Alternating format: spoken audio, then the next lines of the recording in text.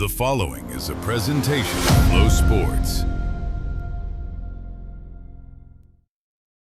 FloRacing Studios live. Tune in to Flow and watch pretty much any race we want. This is our Daytona 500, so I wanted to be a race car driver.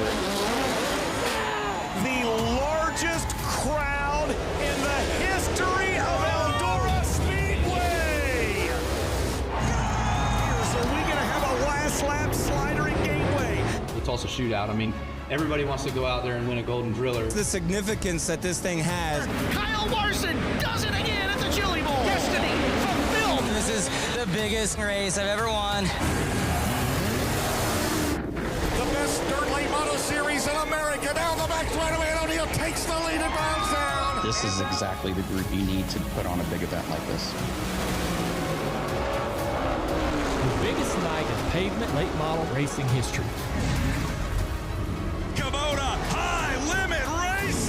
You're watching the greatest sprint car drivers in the world right here on FloRacing. Welcome. It's time for round 6 in the desert. This is the final night of the 20th annual Rio Grande Waste Services Wild West Shootout presented by O'Reilly Auto Parts. And we are here at FK Rod in Central Arizona Raceway, presented by Low Voltage Solutions. 75 degrees, 5-mile-an-hour wind here today, and it's time to go race. And DJ, not only do we have super late models today, now we have mods today, we have Xmods, and we've got your IMCA stock cars. I'm Ben Shelton, joined by, to my right, Dustin Jarrett. Dustin, final day, what a way to script it up. And hey, let's make history as the IMC stock cars join the show for the first time ever here today. Yeah, I can't wait, man. And all jokes aside, as the commissioner of the IMCA stock cars, I'm really happy about that. But yeah, thank you. But no, man, it should be another great show tonight. Temperatures mimicking what we've had for about the last 5 or 6 days here, mid-70s. Another great field of cars in the pit area. We've got a potential to see 6 different winners in the X mods here. No, the mods. In the mods, yes, that's right. Because we lost. We had Cade Dillard get disqualified with the muffler. We could see 5 different winners in the late models. We could see 5 different winners in the X mods as well. All of these things are possible. Also, we do know one thing: the night is going to end with the stock car feature, which is going to include 28 cars starting 3 wide for $1,000. And of course, this is a tune-up for the IMCA Winter Nationals that start here coming up on Tuesday. Monday, the facility goes quiet. Everybody's going to breathe for a minute, and Brad Whitfield and his staff, they're going to welcome in the IMCA Winter Nationals, and we'll talk about that throughout the night. But tonight, DJ, again, we wrap up the Wild West Shootout. Last night, biggest crowd in the history of the event, and you always know the last Saturday is going to be a big one. It was especially big yesterday, and it's beautiful. The racing's been great, and we're going to be talking about it a little bit later in the broadcast, next year's dates as well, so you'll be able to mark your calendars and go ahead and schedule that racing vacation for next January. And it's simply been spectacular here this week. We're excited for tonight. The track has been fantastic, and over 150 race cars. Well, they're going to put on a show here on a Sunday evening. Absolutely. Let's go ahead and take a look at your race information for this evening's program. This is specific for the Stuckey Enterprises late models presented by Malvern Bank. We'll start with the Swift Springs Time Trials presented by the Joy of Seating. That'll be followed by opening ceremonies. We got 4 heat races tonight, 8 laps each. Top 4 will transfer. Super late models were on 2B mains, 10 laps. Top 4 transfer out of that. And we have got a 50-lap, $25,000 to win main event tonight. The Rio Grande Waste Services 50 this evening, presented by Shaw Trucking. And, Ben, don't forget, we've also got the Rio Grande Waste Services lap leader loot, $500 per lap led. If somebody goes out and leads all 50 laps, they walk out of here with $50,000 tonight. Yeah, and the lap leader money matters. We talked about it last week. Actually, Hudson O'Neal and Ricky Thornton Jr. talked about it. They said every lap they didn't lead, they thought about the money they were giving away. And we're here at FK Rod in Central Arizona Raceway, presented by Low Voltage Solutions in Casa Grande, Arizona. 3/8 mile high bank clay oval, opened in 1968. Meanwhile, Trenton Berry is down in Hoker Trucking Victory Lane. It was opened a week ago yesterday. Tonight it's going to close after 4 features, Trenton, but we got a lot of great racing action between now and then. Man, been a great mix of drivers down here in Hoker Trucking Victory Lane all week. You guys touched on it last night about all the various winners, all the parity, and how that could shape up, at least for the beginning of the 2026 racing season. Been phenomenal action all weekend long. What a great way to finish it off here tonight. Adding the IMCA stock cars will be a neat twist on the end of the program. as well. So looking forward to a whole lot more racing action and a whole lot of excitement as we get it all wrapped up.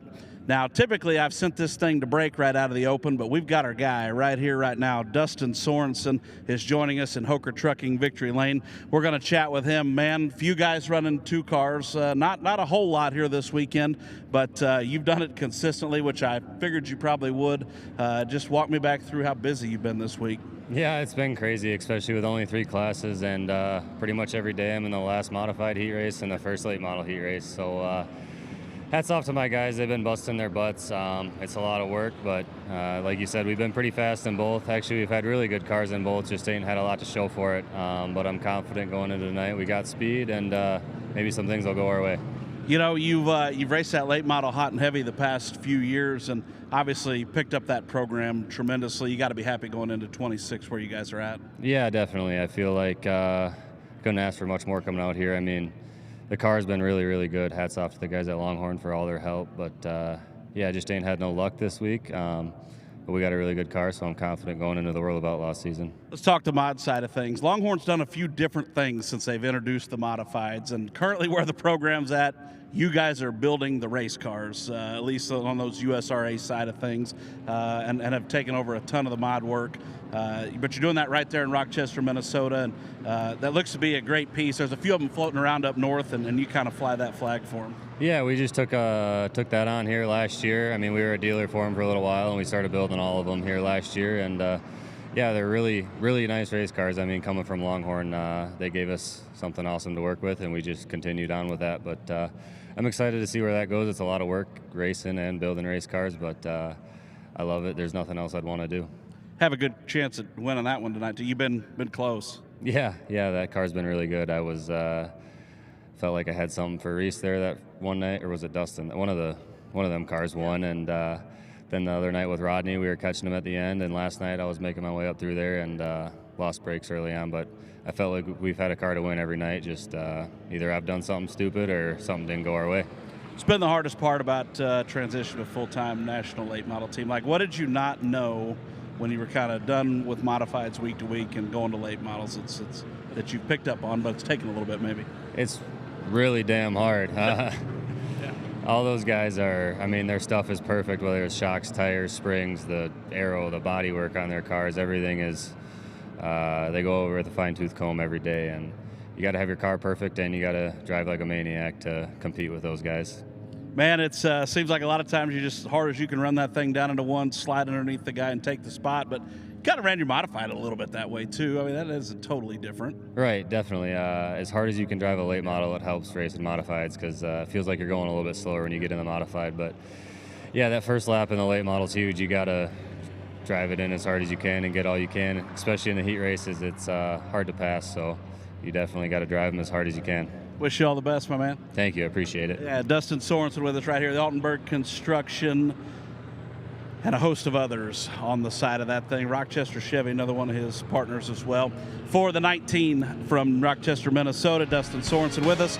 With that, we're going to step aside for the opening break here on the final night. If we're playing baseball, boys, they'd call this getaway day. So we're going to run through this program tonight, pay out a lot of money at the end, thank a lot of great sponsors throughout the course of the event. More to come here from Casa Grande, Arizona when we return.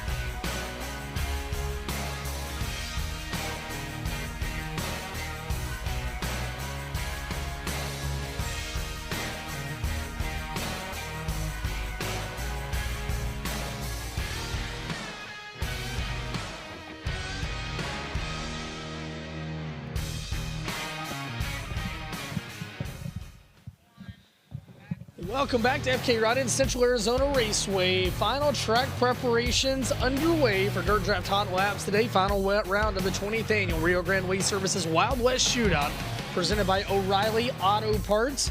And high atop the speedway, another beautiful afternoon in the Valley of the Sun. As you see, Xmod starting to make their way to the Needmore Speedway Southern Heritage Classic staging lanes. And we talked about that weather, 74 degrees, 7-mile-an-hour wind, clear skies. I don't think I'm going to leave. I think I might just stay here. Man, it is mate. You're gonna go home to snow, cold, and a dog that wants to smother you with a pillow. So that sounds lovely. That's your wolf dog. But no, I tell you what, man, it's been fantastic, and we're gonna be talking about next year's dates coming up in the broadcast tonight. We hope that you plan to join us next year. Also, some other announcements perhaps before the night is over. DJ, did you get your event merchandise yet? No, I did not. Did you? I have not, now that I think about it. I'm going to go see Mr. Jim before I live tonight. Yeah, well, I'm busy up here in the press box, as are you, so you know what I can do is pull out my James Essex flip phone. Right. And I can scan the QR code. I don't think you can do that on a flip phone, but go on. What about a BlackBerry? A BlackBerry, perhaps. Okay. So I'm going to scan the QR code in the bottom left-hand portion of the screen, and that will take me directly to the Wild West Shootout merchandise portion of the onefast.com website. That sounds like a plan. How about that? Well, get that if you're on site. Go down and see them. As of yesterday, free shipping online orders, man. You can't beat that. So go by and see Jim if you're on site or scan the QR code. And I tell you what, a little bit of extra track prep happening right now. I tell you what, this is a great time to do. Have you got your dirt draft lineups yet for today? I just set my Mod and Xmod lineup. I'm very disappointed Clint Dahl does not have an IMCA stock car. No, wait just a minute here. Hold on. So I have a missing tooth in this photo. You missed the tooth. It said blast on your forehead. And to be fair, I couldn't get on Dirt Draft yesterday because the site was down. You don't know. I got on there. Your flip phone was messed up. Now. You were, in fact, dead last in the entire contest. Clint Dahl sent us a note. And it could have been you were missing that tooth, and that's why your phone wouldn't let you on there. But shame this man, Dustin Jarrett, from... Think about your fall from grace from World 100 champion on Dirt Draft to now you're that was also DNS. That was also a very lovely photo of me on that World 100 championship. Your wife, actually, we've already sent that to her. If anybody at home is watching this and screenshots it, I will unfriend all of you. Well, the good news is when you finish lapping, the missing tooth is the best, I think. Yeah, if you sign up at Dirt Draft, you got to put till the heat races start. $10 gift card for longhorngear.com. I didn't get a lineup in last night. Okay, so what we need a follow up on this, because obviously none of us are catching Adam Marks. But what if I miss a race and still come back and beat you and producer Tiffany? I don't think you're getting to us, buddy. And I'm going to say this, Banjo Joe. Are you hopping on a train, Hobo Joe, to get back to Ohio tomorrow? That's the question. You're missing tooth. You got a face tattoo, and things have gone bad for you. DJ, we love you, but get your Dirt Draft lineups in. You will finish in front of DJ. I can tell you that.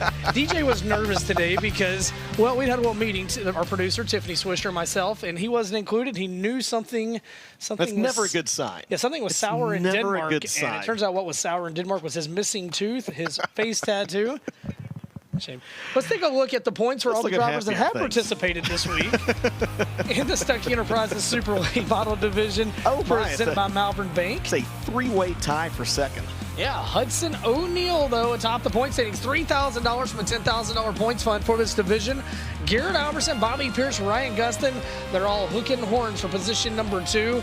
Then it's Tyler Erb back in 5th, Ethan Dodson 6th, Davenport, Sorensen, Marlar, Kyle Beard rounds out your top 10 in the latest Stuckey Enterprises Super Late Model standings presented by Malvern Bank. There's a reason why people don't like you. I want you to know. Well, Clint Dahl made that. I'd like to take credit for it, but...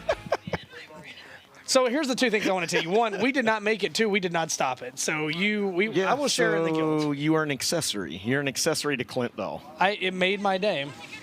Oh, no, look, it's time. Here comes our first wave of Shocker Hitch Modifieds presented by Border Tire. Funny how that happens. They're going to make their way out to the Speedway. These guys were all in it on as well, so. All right, well. Okay, here we go. So let's talk about the Xmod division today. 42 entries. They'll compete in 4 heat races with passing points. And we will send the top 16 to the main event. The balance will come out of 2B mains. We'll take the top 4 out of each one of those. Last night, Ken Schrader, the winner.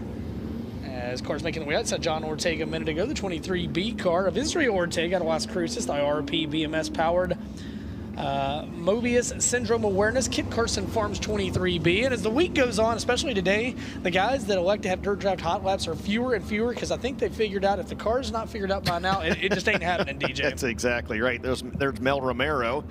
One win last year at Legacy for the driver of the Juniors Upholstery Valley Industrial, the Pink King sponsored GRT race car. There is the 71 that we've had with us all week long, and that's going to be Dave Searks, the Princeton, Minnesota driver, the Victory Circle race car, the Minuteman Press, Roxbury Racing Transmission, Searks Motorsports entry. Mr. Rob Mosley in the N1735 wins a year ago. Still looking for that first one here in 2026 in the Hydrostatic Pipe Service Jackson Compaction D&D Solutions BD Allen sponsored M17. There's a 13 of Josh Beyer out of Las Cruces. The Air Serve Heating and Air. Throat punch performance. That's what DJ wants to do right now. Give me a throat punch after that dirt draft graphic, which honestly, you know what? I think it's a fair trade. I'll take that. Let's see who's behind Josh Beyer. And there's Deuce Teague in the 02. That driver out of Las Cruces, New Mexico. The Cam Teague powered AOS racing engine. Metalcraft Company, Air Serve Heating and Cooling of Southern New Mexico, and JLT Consulting. And look at that. He's got throat punch performance too. There's a recurring theme right now as the Riggs Performance number 02. Well, there's the 14 that made up a full lap the other night in his B-Main. Yep, it's going to be Eric Barraza in that Central Auto Repair sponsored entry. He's out of Phoenix, Arizona. Who else do we have in this session? I've got a couple cars back there behind him. The 3J of Josh Kane, we've talked about him. Double duty. Absolutely. He's going to run the IMCA stock car as well. Not that same car right there, though. We have seen a few guys change classes this week. Out of Rio Rancho in the Shipley Motorsports, Tartan Construction Batteries plus DeVilbiss chassis. Deuce Teague in front of him in the 02 out of Las Cruces. There's the 30. That's Blake Davis out of South Coffeyville, Oklahoma. The Blue Diamond powered Hoffman race car. Outlaw Motorsports, not Matt Lear. Davis Trucks and Equipment, 4-point crane and trucking number 30 of Blake Davis. And there's the 14J, and we got a different driver behind the wheel of that time. It's going to be Remington Budd behind the wheel of the 14J. And it's normally driven by Lebo, Kansas native Jake Hodges, the Murphy Ag. Hodges Farms and Dredging, MRSK Buildings, Flint Hills Towing, Von Roth Land Broker sponsored 14J. Normally Jake Hodges, Remington Budd after destroying his race car last night behind the wheel of that one. And there he is from Cam, Ontario, Ben. Yeah, Kaministiquia for those are the vacation up there. And it's Curtis Stay. I'm not going to name the person, but somebody in the media, they said they've always called him Stye. I was like, well, they've always called him the wrong name. And they also said he's from the Cam River area. And I was like, it's because they can't say his hometown. But yeah, Curtis Stay in that McDonald's Automation now GRT. Cart 23H behind him. Hector Barraza in the 23H. We got Barraza Palooza here. And Barraza Palooza, you've done it. I want the T-shirt. Dynamic Racing Engines J2 race car. Toyota Team Auto Transport entry. And Jonathan Ortega in Cart 22. Talked about him as well.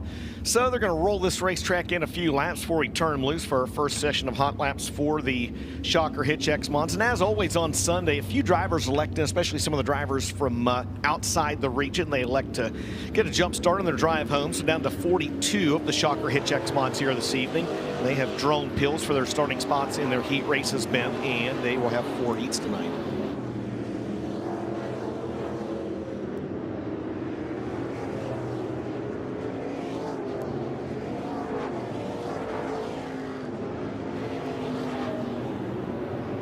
Are you getting your My Race Pass dialed in here, or are they getting our My Race Pass dialed in? Yeah. We're working We're going to find out. Work in progress. See. Work in progress. Let's see. My iPad might have already headed back to Memphis. Let's check on the whole phone. Let's see what we get on the phone. I'm looking now. It's live. It's connected. And there we go. Coming up now. Oh, are you? I think it's trying to load. It's trying to load right now. Spinning It's trying. Luckily, we have Jack Johnson Kofor here from My Race Pass. He'll get us dialed in. So. Remember that time Jack Johnson raced at Cedar Lake Speedway? I do. Yeah, remember he just come back from a safari where he was hunting lions. We took that one hook, line, and sinker. Well, that was a naive moment where you want to trust the people around you, and then they take you down a very bad path. Well, listen, after the dirt draft graphic about 5 minutes ago, I can't trust anybody now. That's why I have trust issues. We still love you. We still love you. People also made fun of me for the comment about my chicken tendy last night. Oh, they were also concerned for me. All right, no chicken tendy conversation. Well, right now we're trying to get some times up. We'll have that momentarily as third draft hot laps for Shocker Hitch Xmod presented by Border Tire Action. Again, 4 divisions in action here today. We'll have 4 heat races in this division, and we'll 16 in passing points. Move on to the main event from heats to B mains. And as we expect on Sunday, if you guys head home, but hey, we added a new division for today, the IMC stock cars, and we're going to start them 3 wide, 28 of them, DJ. That was not my request. That was their request, though, apparently. I told them all this was your idea. Yeah, and it's a nice little flair of IMCA stock cars as well. You got several different local drivers here, and you've also got some drivers that have made the toe down, some popular names like Mike Albertson, the Wahoo. You got Jim Horsch, you got Micaiah Heidelbaugh, some of the Iowa contingent, Braden Richards and others down here. But first things first, then, we got another wave of Dirt Draft Hot Laps for the Shocker Hitch Xmods. Lance Ralph leads them out, the 54 out of Winnipeg, Manitoba, the Tim's Automotive powered TRC race car, Extreme Performance Automotive entry. He rolls down the back straightaway into turn number 3. The Pat's Marine Car 54. You see the shot there, the Needmore Speedway Southern Heritage Classic. Behind him in car 22, the Keenan Glasser out of Estevan, Saskatchewan. Adams Automotive Racing Engine, Rage Chassis, MX Ranch, Buzz Liquor Store, and Dart Services, all sponsors for Keenan Glasser's 22. Behind him is going to be the Duke Erickson in the 57 car, the driver out of Sioux Falls, South Dakota, and that Dakota Curb and Stone, Triangle Cattle Company, Asphalt Pros. Sponsored 57 for Duke Erickson, one of the contenders for the best appearing. They are doing the best appearing car award. They are this year, doing right? it. Okay. They have not informed us yet. They have not. No, they have not. There's Pace Herrera. He's going to pull double duty here this evening, running his Sport Mod, running his Xmod rather, and his IMCA stock car. 11 wins last year for the Price Utah driver. The iBox brings Tom Tom's Guide Service, Yankee Heating and Cooling, Rage Chassis. In car 34, that's Brandon Rehill out of St. Andrews, Manitoba. The Shaw chassis with a freeze and power plant. The Extreme Performance Automotive, Action Signs and Service Integrity Fire Protection car 34. And the 28 BY behind him. Bryson Yeager, 7 wins last year for the Green River, Wyoming driver. The First Class Chassis Pit Stop Motorsports, Pit Construction, and Different Breed Visionary 28 BY. CJ Thorne going to be behind him. Now, that car, I believe, was a modified last night. CJ Thorne in that blue and white 14X out of Harriman, Utah. The Taz Chassis and Welding sponsored 14X. He'll be followed by the driver once again tonight of the 50X, and that's going to be Justin Yeager out of Rock Springs, Wyoming. Justin Yeager in that Paul Parks owned Fab 18 Paul's Auto Repair First Class Air sponsored entry. All right, so getting them lined out. This will be the next wave of Shocker Hitch Xmod Hot Laps presented by Border Tire. Get them tuned up for those 4 heat races we'll see later this afternoon. And it has been a very good week of racing in the desert. Ken Schrader, your winner last night. We saw the night before, Lucas Rodin went to Victory Lane. We saw Jake Smith in Victory Lane. Blake Adams, he went to Victory Lane before he had to head home to get ready for Speed Weeks. Tonight, will we see a repeat winner or a new winner? Right now, Jake Smith, the points leader in this division. Also on your screen, the 11D. Didn't talk about that driver, the 11DW, last year's IMC Sport Mod Northern California champion in the Northern Sport Mod. That's Danny Wagner, 16 wins a year ago in the 602 powered Victory Circle Western Mobile Services A&J Hauling entry for Danny Wagner. So drivers, there's the times picking up on the MyRacePass app. Yep, as you see it just as we do there on the left-hand side of the screen. In round 2 of Dirt Draft Hot Laps for the Shocker Hitch Xmods. They go 25 laps tonight? We do go 25 laps tonight, yes, sir. So 50 again for the Super Late models, 25 for the Xmods, 25 for the Modifieds, and we cap off the night with a 20-lap main event for the IMCA stock cars as they get ready to kick off their IMCA Winter Nationals. As Ben mentioned, practice on Tuesday, and that gets underway on Wednesday. We don't have that here on FloRacing, but you can check all of that out live with our good friends over at IMCA TV. Yes, poor Chris Grainer and the gang. As we're going to shift gears, up next, Mesilla Valley Transportation Border Tire Mods. They'll make their way out. 5 events, 5 different winners. Last night, Jeremy Payne was your feature winner. And we're going to see if we can go a clean 6 for 6 here tonight. And there's a lot of talented drivers that have yet to make their way to Hooker Trucking Victory Lane, as cars will make their way out to the Speedway. And the first one we're going to see will be Rick Ortega. And the winning Edge carburation, True Flow Plumbing and HVAC, Performance Automotive Services, BMS powered GRT race car. And behind him, and the two car, that's the Too Cool, Taylor Cool, out of Cave Creek, Arizona. The Longhorn chassis, Danny Crafton Racing Engine, Soda Sense, Ultimate Equipment Rentals, and K1 Race Gear, A1 Materials, Car 2K. Behind him is going to be the driver out of Spicer, Minnesota. That's going to be Taten Hansen in the structural buildings, Hansen Concrete and Demolition and Excavating. Army General Contractor sponsored Vanderbilt race car. There's Taylor Cool on your screen. And next up will be the 96 of Taten Hansen. There he is, the Spicer, Minnesota driver. Behind him is going to be the driver of the number 46, and that's Paul Miles out of Owensboro, Kentucky, in that Steelmaster K1 Race Gear sponsored number 46. Next on the screen, Lucas Rodine. He's picked up a win this week in the Xmods. After a mod win tonight, the Dakota Engine Builders SSR race car, Rodine Farms, Mike Rodine and Sons Trucking, Martin Livestock Trucking, and Energize Electric, all sponsors for the 10-time winner last year, Lucas Rodine. And out of Lowell, Arkansas, the 11 car of Gene Nicholas and car 11N, the Hughes race car, a Mullins power plant, sponsored by his wife Candia, GeneNicholasLLC.com, and Midwest Wrap Company, all sponsors for Gene Nicholas. One win last year. And that came at Volusia. He got his first big gator down there during the Dirt Car Nationals, which kick off next week. Out of Palestine, Texas, it's going to be Jason Langford in the 80XX, the Langford & Sons Construction, E-Tech Energy Service, Smiley's Racing Products, MB Customs race car. Behind him is the driver of the number 57, and that is going to be Gage McCoggan out of Okotoks, Alberta, in the Body Rock Desert Disposal Solutions. Tredston Gold sponsored number 57, and Tredston Gold handed out some awards a little bit earlier today. We'll talk about that a little bit later. Yeah, we're going to talk about that before long. The 112 car making his way out. Back behind the wheel of his carts, Brennan Gave today, the MB Custom Action Engineering powered Gave Garage Door Company, Trosteth Companies, Essential Sports, 112 for Brennan Gave. Yesterday, Tyler Peterson was in that race car. Did you get the 6F of Matt Fester? I did not. It's Matt Fester in front of him out of Grove City, Minnesota. The SSR race car, Fester Motorsports Racing Engine, G-Unit Motorsports, Curly's Rain Gutters, and Atwater Liquor, all sponsors for Matt Fester. Next driver you're going to see is the 131 of Royal Jones out of Las Cruces, New Mexico, in the Mesilla Valley Transportation, McDonald's BLT Trucking sponsored 131, a winner in a 305 sprint car at his own track at Vado Speedway Park last year. Royal Jones in the 131. A few other drivers out there on the track. There's Brendan Gave. You just heard Ben talk about him in that 112. We have also got, there's the 24 of Ortega. We mentioned him earlier. How about the 50 going into turn number 3 out of Tucson, Arizona, Robert Adams. The A&W Automotive Adams Transport Hardy Holt Drilling sponsored entry for Robert Adams. There he is.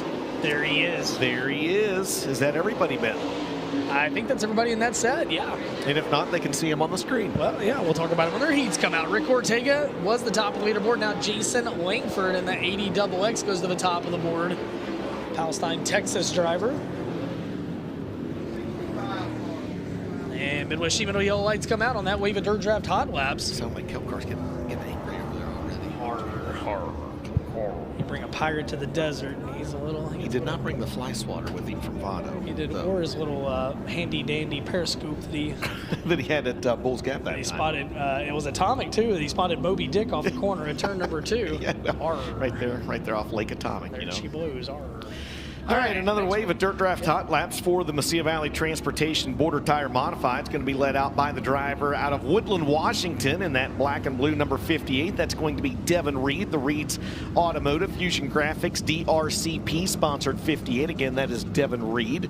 Behind him, I did not do a good job watching him around the racetrack. It's going to be an Xmod, the 75 of Tyler Johnson. Lady Luck dealt him a bad hand last night as he had issues when he was leading the feature in that Dirtworks Contracting. Integrity Drilling Solutions, Arizona Differential, DeVilbiss Chassis, 13 wins a year ago for Tyler Johnson. AJ Sharpenstein in cart number 7, next on your screen out of Amarillo, Texas. The Icon Graphics, Klein Racing Engine, MB Custom Entry, Tucson Pool and Spa, the sponsors for AJ Sharpenstein. 2 wins last year, and riding behind him in the 02 LZ, that's LZ, Ellsworth Conover out of Yuma, Arizona.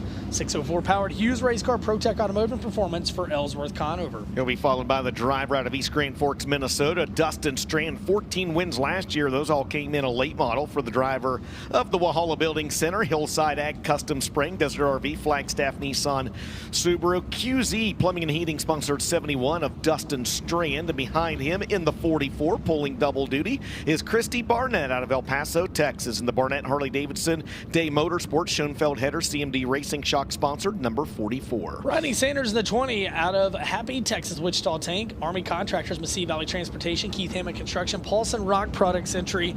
He picked up a win here a few nights ago. 12 wins last year, already 1 win on the year for the 6-time defending USMTS champion Rodney Sanders in the 20.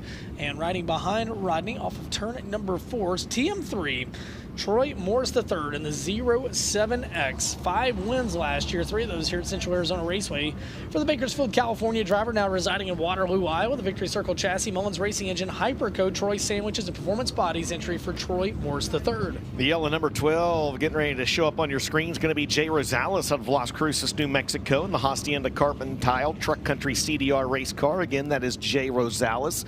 He'll be followed by the driver, the number 25, that's Cale Murphy out of Tullis, Louisiana, in the DX Financial, Murphy Oil, Renegade Drilling, Napa Auto Parts, J&J Motorsports sponsored CDR race car, Cale Murphy. 85D, that's Fluffy Mark Dotson out of Cameron, Missouri, the Tri-River Enterprises, Circle 85 Cattle Ranch, ECE powered Mullins, and behind him a car 29 out of Montgomery City, Missouri, Chris Spalding, and the Hovis powered Action Hydraulics, Cassandra's Cuties, car 29.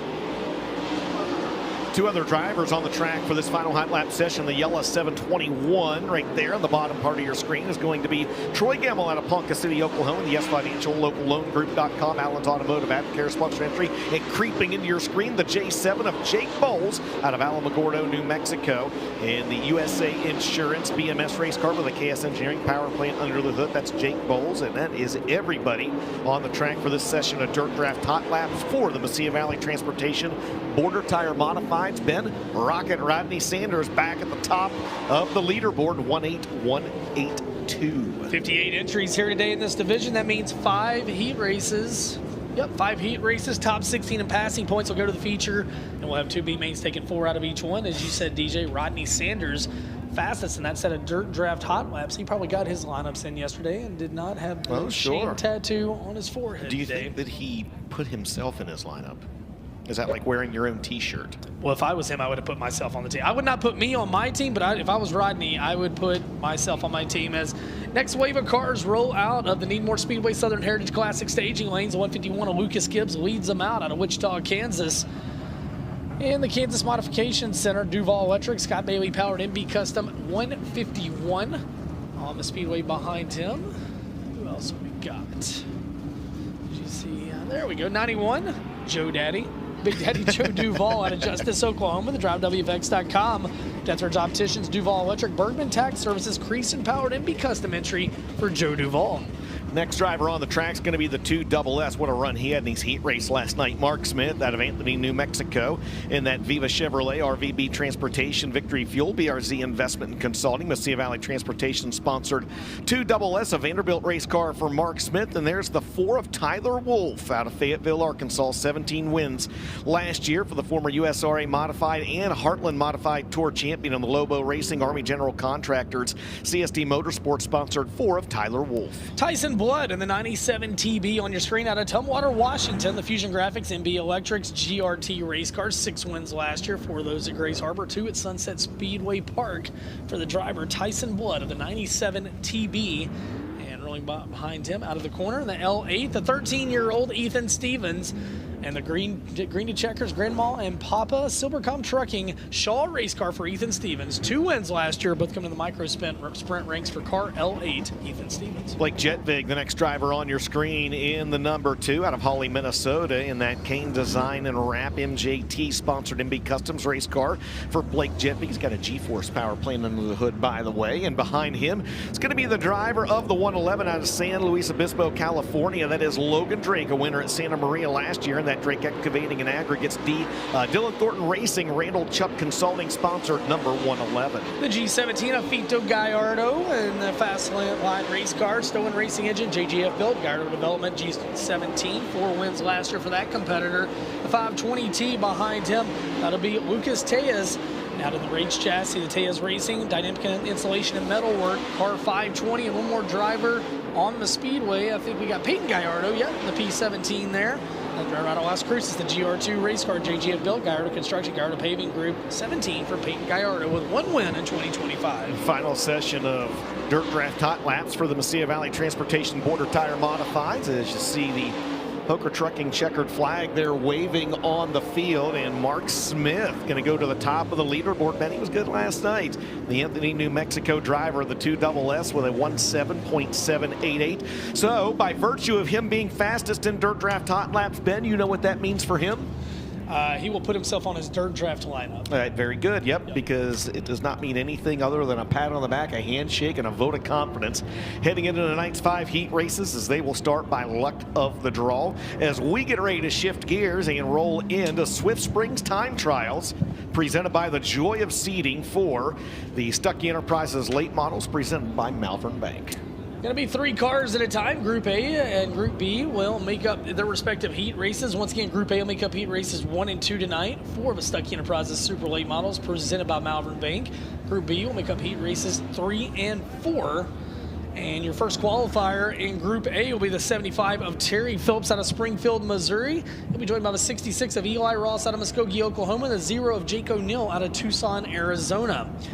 Terry Phillips, the Man Motorsports, Don Babb Motorsports, Andy's Frozen Custom, Mesilla Valley Transportation, Kaiser Manufacturing, VP Racing Fuels, Midwest Sheet Metal, Scott Bailey Powered Longhorn, the National Dirt Late Model Hall of Famer, 5 wins a year ago, and joined by the 66 of Eli Ross, last year's Comp Cam Super Dirt Series Rookie of the Year, the J. Hodge Chevrolet, Peterson Fluid System, Ross Construction, Bill Fry Motorsports, Clements Powered Rocket Chassis for Eli Ross, 7 wins last year, and the 0 of Jake O'Neill out of Tucson, Arizona, the Vic Hill Powered Longhorn, Hodges Farms and Dredging, Recourse Center, Sierra Mining Construction, Red Eye Radiator and DPF Specialist, Texas General Mechanical entry for Jake O'Neill. So 3 cars will be making their way out to the speedway as we swing the backstretch gate closed. Yes, sir. Mike Marlar with the quickest time overall this week, by the way. 1:4.845 last Sunday. And if that time holds up, what does he get? He will get $1,000 from Rio Grande Waste Services in the Shock the Clock Challenge for the fastest lap of the week. So we'll keep an eye on that. 14.845.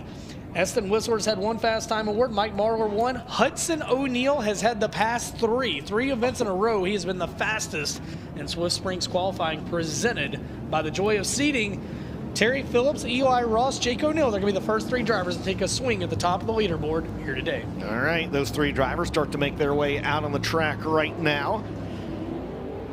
As the field again, as Ben mentioned, split in half. Group A and Group B. The Group A cars are the first half of the field. They will qualify against themselves, and the way they qualify sets the stages for heat races 1 and 2 this evening. We'll wipe the slate clean, and we'll do it for the back half of the field. That's Group B, and the way Group B qualifies, we'll set the lineups for heat races 3 and 4 coming up here a little bit later on tonight. All 3 cars on the green flag. First driver to trip the trigger and lay down a qualifying lap is going to be the Hall of Famer out of Springfield, Missouri, Terry Phillips, 1:6.474. Eli Ross, 1:5.513.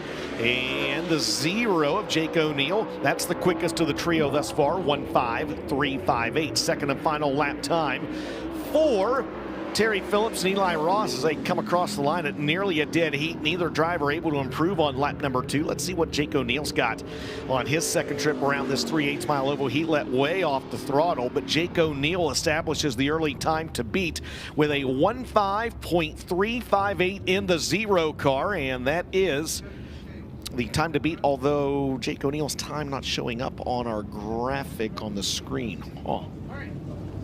Up next, it will be Chase Younghands out of Manhattan, Kansas, the 18, the B5 of Brandon Shepard out of New Berlin, Illinois, and Austin Cole out of Cave Creek, Arizona in the 11X. Chase Young Hands, the Bozard Ford, Otis Oil Company, Paulson Rock Products, Stussy Construction, Young Hands Ranchers, CJR Motorsports, Clements Powered Rocket XR1, Brandon Shepard, 5-time World of Outlaws champion, the Valve, Wayne Shepard Auto Sales and Salvage, Denny Woodworth, attorney at law, Fox Shocks, Paulson Rock Products, Stussy Construction, Realtree, American Racing, and B-Shep Gears, the sponsors on the Pro Power Racing Engine Rocket Chassis for Brandon Shepard, and Austin Cool out of Cave Creek, Arizona, the P&B Transportation, BEP Petroleum and Tank, Sheet Metal Specialties, Cool Engineering, Dakota Powered Longhorn Chassis for Austin Cool. First lap time for Chase Younghands, good enough for third quick. First trip around for the B5 of Brandon Shepard. He's had rotten luck all week long. 15.823. And that's going to be it. Austin Cool, he's going to pull into the infield and not lay down a lap time, so tough break for the 11X. Younghands goes second quick on lap 2, 1.5489.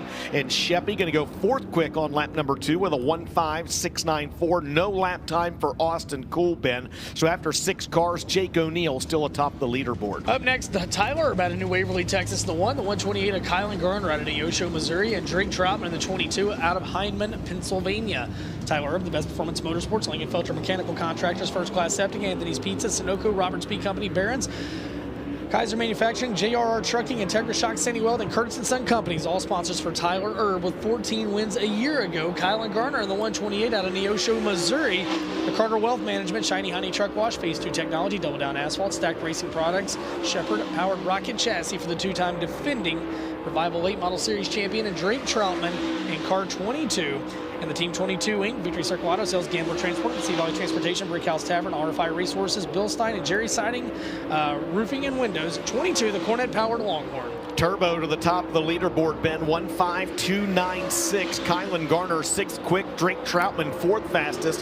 What's Uncle T got for him on lap number 2? He's got a better time. 1.5247, the new time to beat for Tyler Erb. Kylan Garner, second lap, not as good. It'll be 7th, 1.5712. And the second and final lap time for Drake Troutman, also not as good. He stays 4th, 1.5498.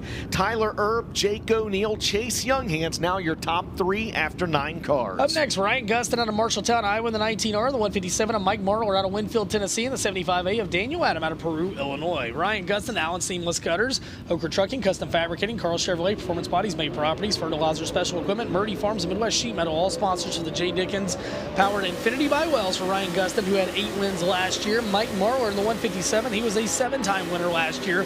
The Delco Equipment, Lingenfelter Mechanical Contractors, K&M Auto Salvage, with Sea Valley Transportation, Petrov Towing, VP Fuels, Midwest Sheet Metal, Capital Signs, Vic Kill Powered Longhorn for Mike Marler. And the 75A of Daniel Adam, 1 mod win last year for the Hooker Trucking, Arlem Enterprises, Justin L. Lane Electrical Contractors, Restore Warehouse, Rashbones Towing, Cornet Powered Rocket for Daniel Adam. Did you want a quadruple box, Ben? Do it. You got the quadruple box. We ride along with Ryan Gustin. He was 3rd quick on lap 1. Mike Marler, 4th quick. And Daniel Adam will be 10th quick. Second lap time for the Reaper is a little better, but he stays 3rd. 1.5373 for the Todd Cooney Racing entry of Ryan Gustin. Mikey Marler goes second quick. Good lap. 1.5278. And Daniel Adams, second lap time, a touch better. He is 8th fastest with a 1.5.606. We've now qualified 12 cars, and it's Tyler Erb with the time to beat, 1.5247. Up next, it's Kyle Beard out of Truman, Arkansas in the 86 car, the 49 of Jonathan Davenport out of Blairsville, Georgia, and the 15D of Justin Duty out of Milano, Oregon. Kyle Beard, the Clements Powered Longhorn, number 86, Man Motorsports, Gary Beard Trucking, Autocraft, KB Trucking, Schaefer's Oil, Swift Springs, Extreme Race Graphics, number 86, the 2-time Comp Cam Series champion, the 49, 3-time Lucas Oil champion, Jonathan Davenport, the Eastern Hauling and Rigging, Nutrien Ag Solutions, AC Warranty, Mark Martin Automotive, Mega Punk of Carolinas, Bill Stein, Cornet Powered Longhorn for Jonathan Davenport, and Justin Duty, former Mars Rookie of the Year, the First Class Septic, Dodd-Frank Fords, Darren and Mardell Williams, Jeff Stewart Trucking, Roberts Beef Company, Pro Power Racing Engine Longhorn for Justin Duty. Kyle Beard, 8th quick, his first time around. Jonathan Davenport to the top of the leaderboard, Ben, 1.5192, and he is not going to qualify a second lap. Duty, 6th quick on his first lap. Now Kyle Beard goes 6 quick, 1:05.481. Let's see what Duty's got on lap number 2 as the Milano, Oregon driver checks in. 4th quick, good lap, 1:05.346. But now, after 15 cars, Jonathan Davenport, the new time to beat, 1:05.192. Up next, Bobby Pierce out of Oakwood, Illinois in the 32, Dustin Sorensen in the 19 out of Rochester, Minnesota, and Tim Ward out of Mesa, Arizona in the 4TW. Bobby Pierce, Low Voltage Solutions, Churchill Transport, Collins Brothers Towing, Rio Grande Waste Services, Mesilla Valley Transportation, Carnegie Towing, Fort Knott Safes and Balls, River Bottom Dog Training, and Steidner Construction sponsors on that 32. The 19 of Dustin Sorensen. He comes to us aboard car 19, Altenburg Construction, J&S Repair, JCB, Paulson Rock Products, 53 Club, Rochester Chevrolet, CVR Drilling, Newman Todd Innovations, Pro Power Racing Engine Longhorn. 2 wins last year for him.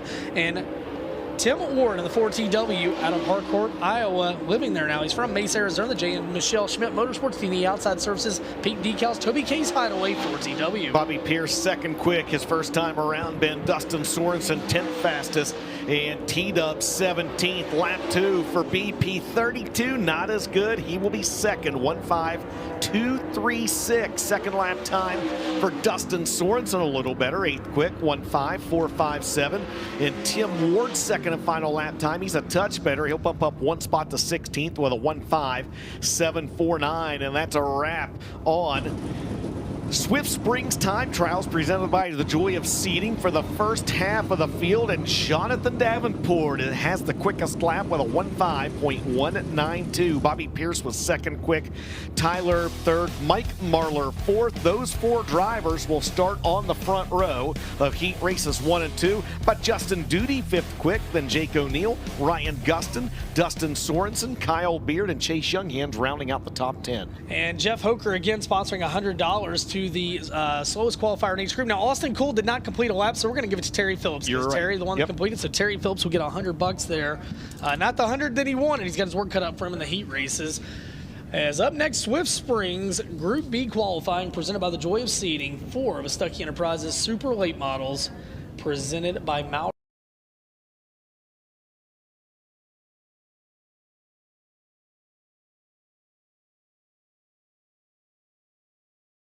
8 and Marshfield, Wisconsin's Tim Eisenberg in the 9T. Amelia Eisenschenk, the Donnie Schatz Racing, United Rentals, Petro Shopping Center, Shaw Trucking, General Equipment and Supply, Schatz Crossroads, Fastlane Car Wash, number 1, Clay Stuckey, and car 15. 2 wins last year, one of those here at Central Arizona Raceway. And the Advanced Powder Coating, Mooring Transport, FiberTech Laser Cutting, ProGlow, AccuForce Dyno and Testers, Sunoco Racefields, Bill Stein, and R&R Farms. Number 15, the Clements, under the hood of the Longhorn by Stuckey, and Tim Eisenberg in the 9T. And it looks like Chase Younghans will need to push back to the pit area out of the infield. Eisenberg in the Vic Hill Powered Infinity by Wells, Custom Fabricating and Repair, Advanced Process Solutions Capital, signed Bill Stein for Tim Eisenberg. As a year ago, he picked up a win at Cedar Lake Speedway on September 11th.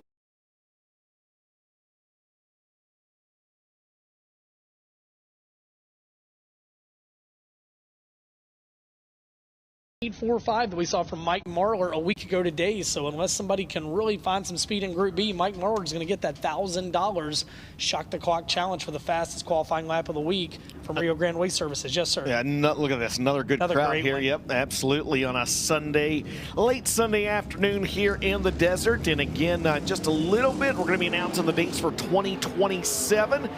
And so if you are not here, you need to make plans to get here for the Wild West Shootout. And well, 365 days or so.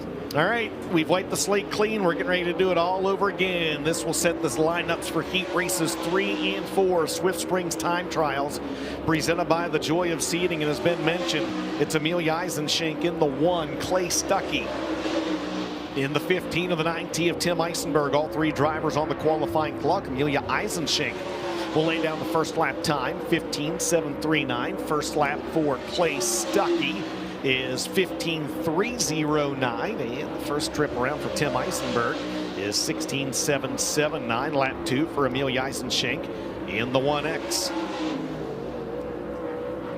not as good. She'll be second quick right now. Second lap time for Clay Stuckey, also not as good. He still got the time to beat, though, 1:53.09, and Tim Eisenberg will check in third quick. His best lap is 1:58.63. So Ben Clay Stuckey lays down the early quick time with 1:53.09. Up next, last night's feature winner, Garrett Albertson in the 58 out of Las Cruces, New Mexico. The 8 of Dylan McCowan out of Urbana, Missouri. And the 6 of Hudson O'Neill. 2 wins on the week out of Martinsville, Indiana. Garrett Albertson and the Bragg Properties, Low Voltage Solutions, Bill Sports Shop, Sea Valley Transportation, Romer Machine and Welding, Bill Stein, Midwest Sheet Metal, Sunoco, Arbor Auto Works, Sims Family Racing, and Donago Power Sports, Clements Powered Longhorn. 8 wins last year, 1 already this year. In car 8, Dylan McCowan, 1 win last year. The Sonic Pomeroy Services, BLC Transportation, Empire Energy, Elite Construction, Heritage Tractor, McCowan Farms, Midwest Sheet Metal, Scott Bailey Longhorn, and Hudson O'Neill and the Cornet Powered Longhorn, the K&L Rumley Enterprises, D&E Marine, Senior Life Insurance Company, Rumley Engineering, the Sea Valley Transportation, American Wheels, Subsurface of Indiana, car 6. Garrett Albertson, quickest Ben, 1:52.12. McCowan, 5th. Hudson O'Neill to the top of the leaderboard in the fastest lap overall tonight, 1:50.60. Alberson's second lap is better. He's second quick, 15:153. McCowan's second lap better, 15:522. He's 4th. And Hudson O'Neill, now the time to beat in Group B and the quickest lap overall with a 1:50.60. This will be his 4th night in a row with quick time if he can do it. As Ethan Dotson, a 74X Wednesday night feature winner, up next out of Bakersfield, California. The 15-star Cole Schill out of coming to us out of Holly, Minnesota, and the 82 car tonight, Eston Whistle out of Otis, Oregon. Ethan Dotson, ASD Motorsports, Jarrett Rifles, Taco John's, Excel4 Covering, North Augusta Customs, Brad Benton Trucking, Torco Racing Oils, Contractor Services of Aiken, VP, Boswell Oil, Clements Powered Longhorn for Ethan Dotson. The 15-star of Cole Schill out of Holly, Minnesota. The BEP Petroleum and Tank, Sheet Metal Specialties, Dakota Engine, Black Diamond 15C, 3 wins last year for that competitor. And Eston Whistler in car 82E, 5 wins last year. The Meredith Lodging, Davidson Napa Auto Parts, Knotworks Construction, RK Construction, Otis Market and Fueling, Whistler Investments, all-purpose storage entry for Eston Whistler. First time around for Ethan Dotson's going to be 7th quick. Cole Schill checks in 8th fastest, and Eston Whistler goes 7th quick. We'll see what Ethan Dotson's got on lap number 2 as he needs to pick up a little bit of speed here, and he does. He jumps all the way up to 3rd quick with a good lap, 1:52.01. Second lap time for Cole Schill, not as good, and the second lap for Eston Whistler, also not as good. So Ethan Dotson, the quickest of that trio. Ben, he is now 3rd quick overall after 9 cars. Garrett Albertson is 2nd, and Hudson O'Neill the time to beat. Up next, the 97 of Cade Dillard out of Roebling, Louisiana. The 15 of Layla Eisenshank out of Fargo, North Dakota. And R.C. Whitwell out of Tucson, Arizona in the 96. Cade Dillard, that's Nets Fishing and Rentals, Joel's Auto Sales, Sea Valley Transportation, Production Jars, Jody's Oilfield Services, Johnsville Company, Strength Roofing and Siding, Nickel Stores, Bill Stein and Wheeler Metals, Clements Powered Longhorn. 2 wins overall for Cade Dillard this year. In the 15, Layla Eisenshank out of Fargo, North Dakota. 5 Race Saver Sprints last year, wins in that division. The Pro Power Racing Engine Rocket, Donnie Schatz Racing, General Equipment and Supply, United Rails, Petro Shopping Center, Schatz Crossroads Entry, and R.C. Whitwell, the 96T out of Tucson, Arizona. They're Vision Live, Abercrombie Vineyards, Hoskins Construction, Precision to Chassis Development, Clements Powered Longhorn for Whitwell. Cade Dillard, 4th quick his first time around. Layla Eisenshank is 10th quick on her first lap. And those are the only 2 drivers we got on the track. Ben, no R.C. Whitwell, at least as of right now. Dillard, 4th fastest, best lap 1:5.267. And Layla Eisenshank, 8th quick, her best lap 1:5.758. So 11 drivers have attempted a lap. They're all gunning for Hudson O'Neill, who's quickest in Group B and overall with a 1:50.60. Up next, Terry Carter out of Fort Saskatchewan, Alberta in the 16. The 13 of Bryson James out of Albany, Oregon, and the 21F of Gunnar Frank out of Montrose, Iowa. Terry Carter, car 16, Alberta, driver of the Ford Signs and Promo, Good Guys, Alden Auto, Clements Powered Capital Entry. The 13 of Bryson James, 12 modified wins last year. The Schramm Motorsports, Platinum Trucking, James Gang Pizza, JK Pickle Trucking, Donofrio Skyline, Ford Shepherd Powered Longhorn. Not touching that dishwasher.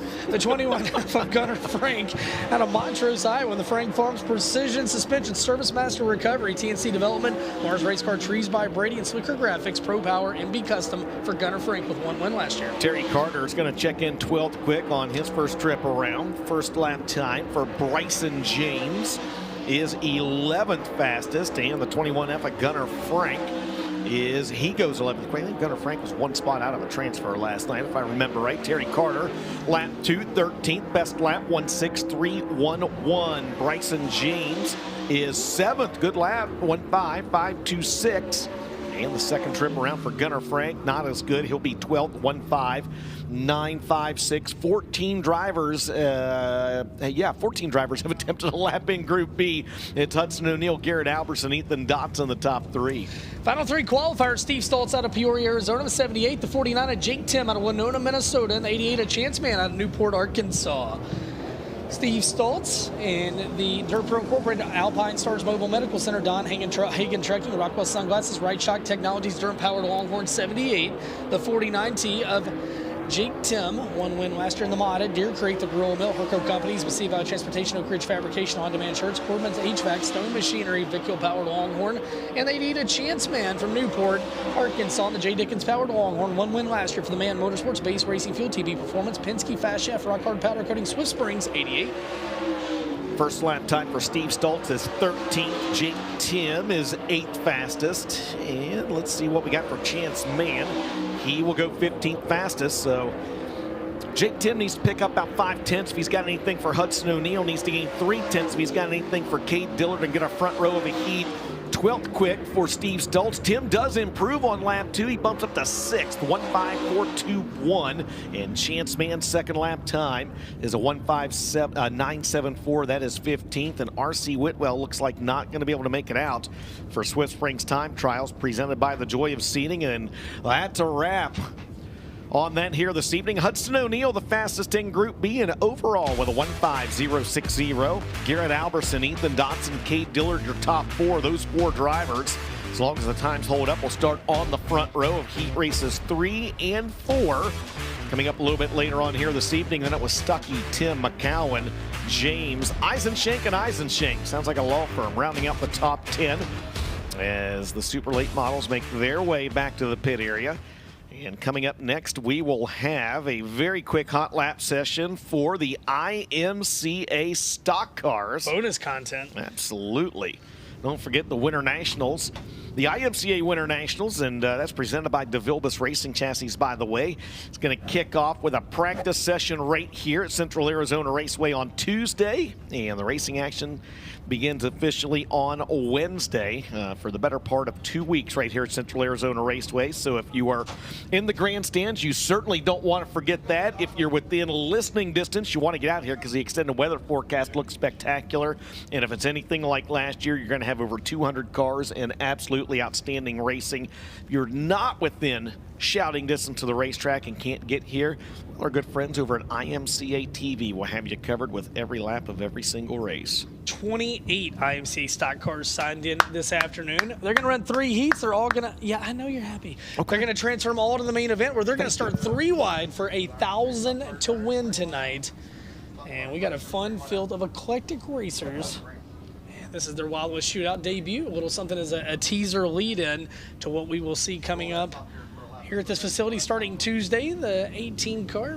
Yeah, they're going to bring them out for their dirt draft hot laps. And after this, a little bit of track prep. Then we'll get ready for opening ceremonies as the 18 car leads them out. And I believe that is Andy Soul out of Queen Creek, Arizona. The 7K behind him, Kyle Hamby out of Hackett, Arkansas. Drivers from all over in this division here today. Absolutely. Not the first time we've seen the 18 on your screen of Andy Soul at the Wild West Shootout either. 5 wins a year ago for him. He's a former Xmod racer as well.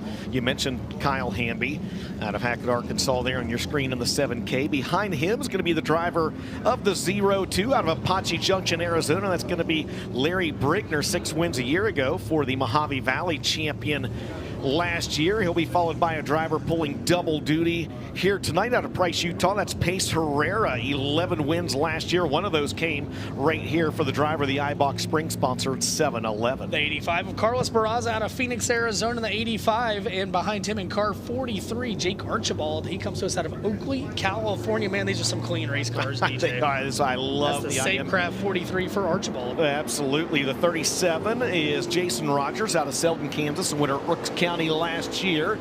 And who else they got on the screen? The 980, Caden Woody pulling double duty as well. Ben, the Malacca, Minnesota driver. By the way, 3 gorgeous Huskies down there at the Caden Woody pit area. How about right behind him? And there you go, Trevor Hidalgo out of Mesa, Arizona. Last year, Central Arizona Raceway track champion. The Toy Scout, the sponsor on that race car. 2 wins a year ago for that driver. Thought that was Jim McGee for a second, the Toy Scout sponsored car. Who else we got? The 15 is Speedy Madrid out of Phoenix, Arizona. That's him on your screen in the 15. Welcome back to Speedy Madrid. There's the 7X, Casey Murdoch in the short bus stud racing entry. Oh, he actually got a win here at Central Arizona last year as well, out of Surprise, Arizona. There's some quality homes entry. The Look at 21 MF. Former IMC national champion Chaz Baca, and not the 1 MF, or the 21 MF in that race car. A driver to watch there on your screen, DJ. It is. It's Josh Kane, 18 wins a year ago, and the former Vado Speedway Park track champ out of Rio Rancho, New Mexico. And the 41 out of Surprise, Arizona, that is George Franzman Jr.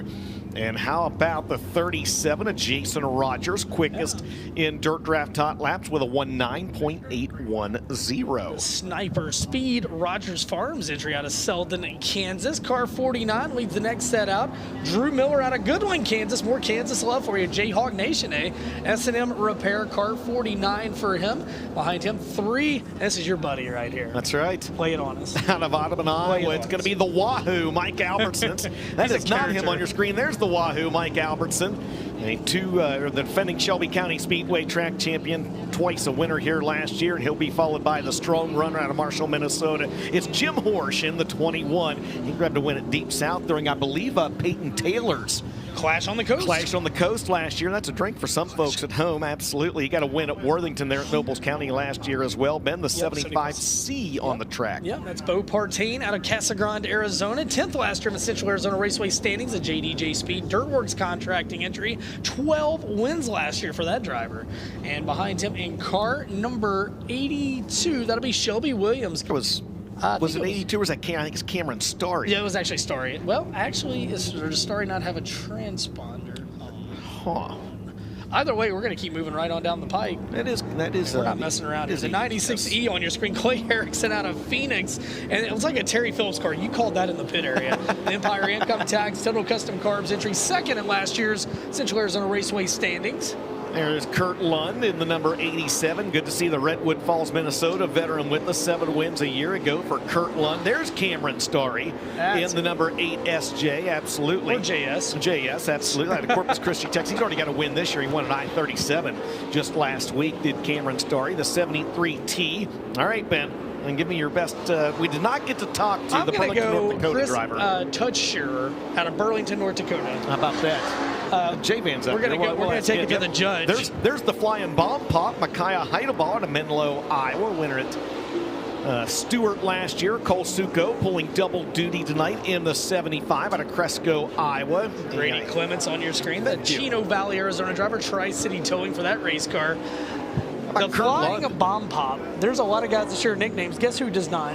The flying bomb pop. That's right. Absolutely. Kurt Lund, quickest in that group. Shout out to the Rogotsky clan back home as Lund sits atop the leaderboard after dirt draft hot laps with a 19.675. Well, DJ, we've done it. 4 divisions, dirt draft hot laps in the books. And it's only 4:19 p.m. It's only 4:19. We're going to thank some marketing partners when we come back. Opening ceremonies, heat race action, 75 degrees, and one hell of a racetrack here in the desert. We'll be right back to the Rio Grande Waste Services Wild West Shootout. Don't go anywhere. They'll race into 3 and off of 4. Your winner of the second feature is Turbo. Tyler gets it done.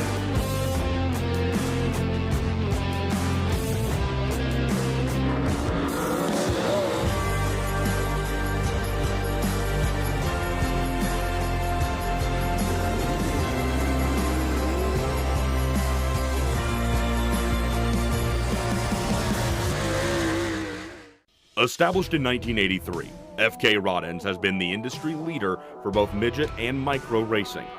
Family owned and operated, we take pride in our products and our name because we know you value yours. Visit our website, www.fkrodends.com, to find out how you can join our winning team. FK Rod Ends. To beat the best, you've got to use the best.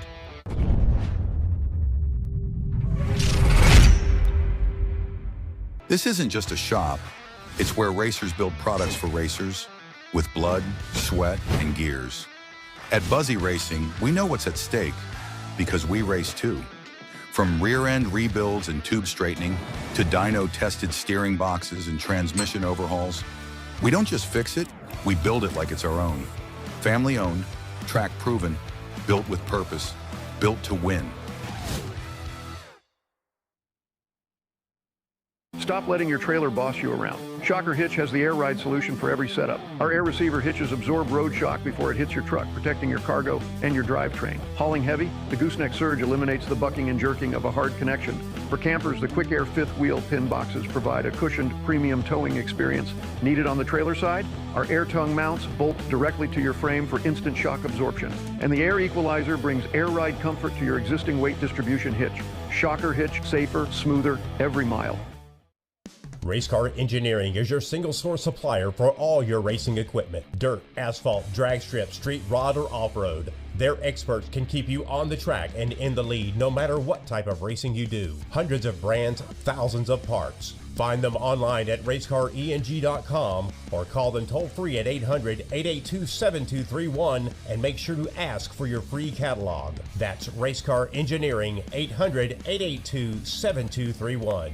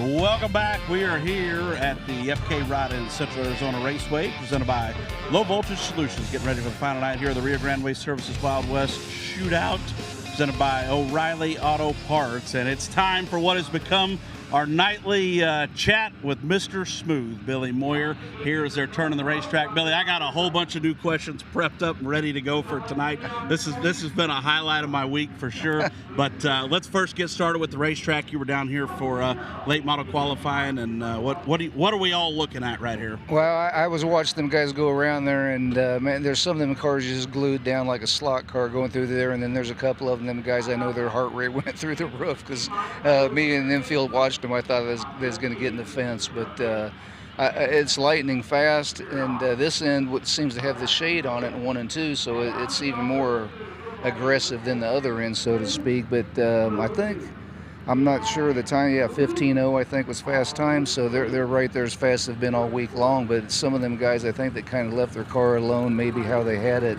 last night in the main event, like we've talked about on some of the suspension stuff on the front end, especially right front. I think they left them pretty soft and they bottomed out and it looked ugly there for a minute. Boy, that 6 car really digging in the dirt here again. You've been in love with that thing. What could Rumley go to Florida and rent that race car for right now? I mean, is there any end to what somebody'd pay to get in that thing? You're right. I think he could just name the price. Yeah. I'd love to drive that thing one time. I'll tell you, Kevin is a heck of an engineer. You know, he knows what he's doing. I talked to him today, matter of fact, for a while there, and that car that they got there is kind of an experimental car that they've built here a while back. It's got a bolt-on front clip and a bolt-on rear clip. So I said, what's up with that? And they're trying to do that so weekly racer or whatever, regional, national, anybody gets in a wreck and bends the stub, front or rear, they can just send them one, UPS, whatever, and they can put it on their cell having to taking it back to North Carolina and put it on the jig. So, he's kind of ahead of the rest of the industry on that part of it. But have you ever seen that done before? I'm an old guy, so Tri-City Buggy back in the day was around the Davenport, Iowa area, I think, and Gary Oliver was his name, I think. He was a Howell dealer, and he had some cars like that, front clips, bolt on, but I never did really see it up close, and like Kevin's car, I haven't seen it up close either, but sure. but the concept of it, I think is a pretty good deal, although Kevin was kind of going on about the rules. I guess some people's griping about it, and it's illegal after he leaves here. For some reason, it's illegal until, I think he told me, April, and then it's legal again. So now what? So that's wild. Yeah, it's kind of crazy. So they're going. He tells me they're going to Florida now. They're leaving from here. He wasn't expecting to really go, but they're leaving from here. About 12 of these teams, maybe more. For people out there that don't know also, I mean, man, they're leaving out here and going all the way to Daytona from here, and they got to be there maybe on Thursday, I think, so they're tough. I know that windshield time was something even a handful of years ago you kind of started telling people you had gotten your fill of, Yes. and were enjoying maybe not having to be so many places. Right. It just, I wouldn't trade it for nothing, what I've done in my career. I've had a great time, met everybody in the world, my friends.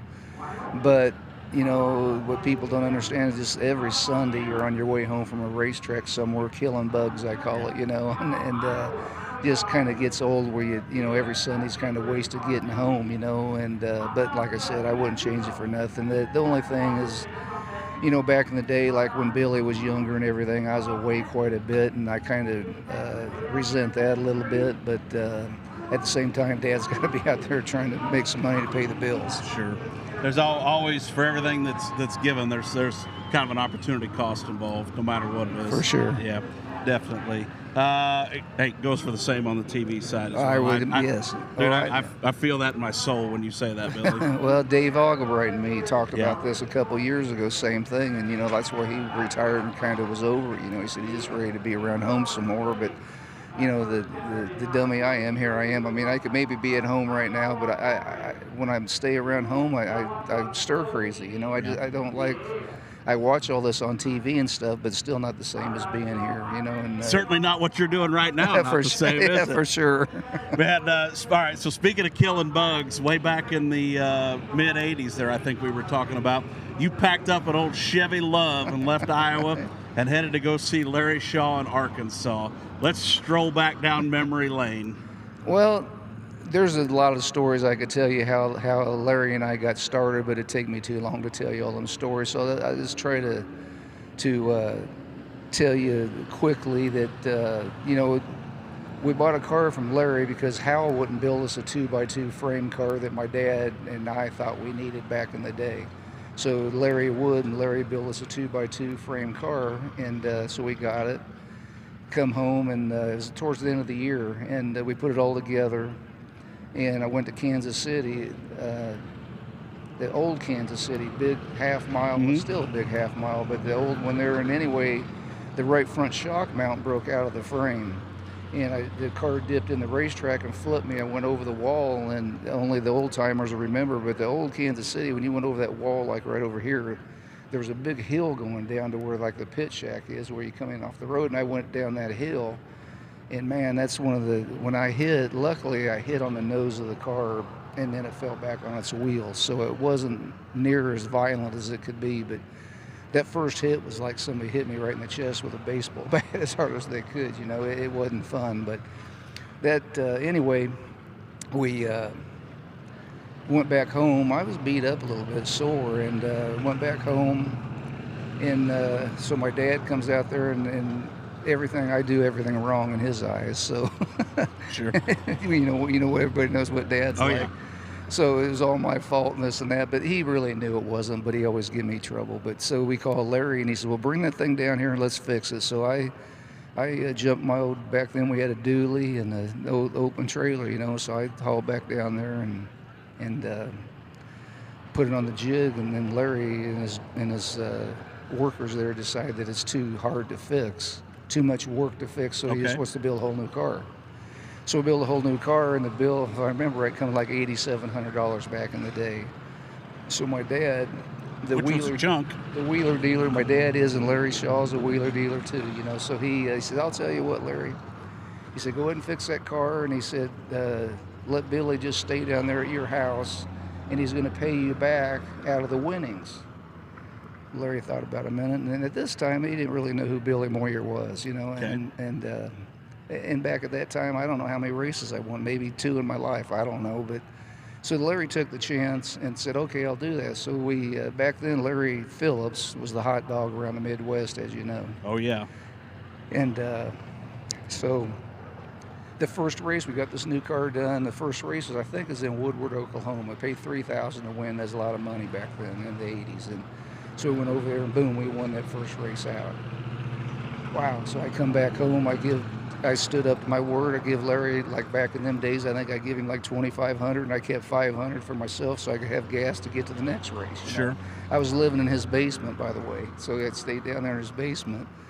And so the next week comes along, and we go to, maybe it's Oklahoma City, another track over there west of where we was, another $3,000 to win.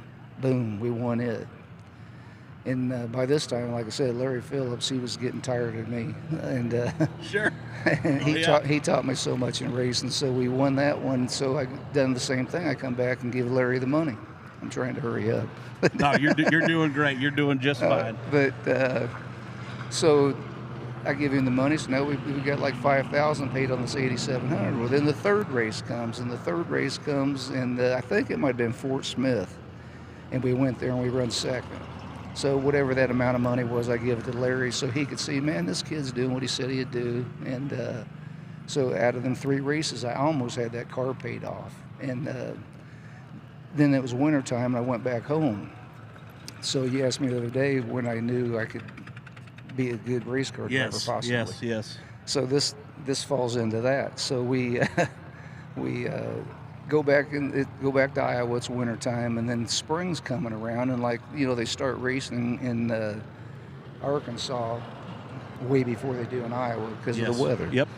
So Cecil Harlan, he's a promoter.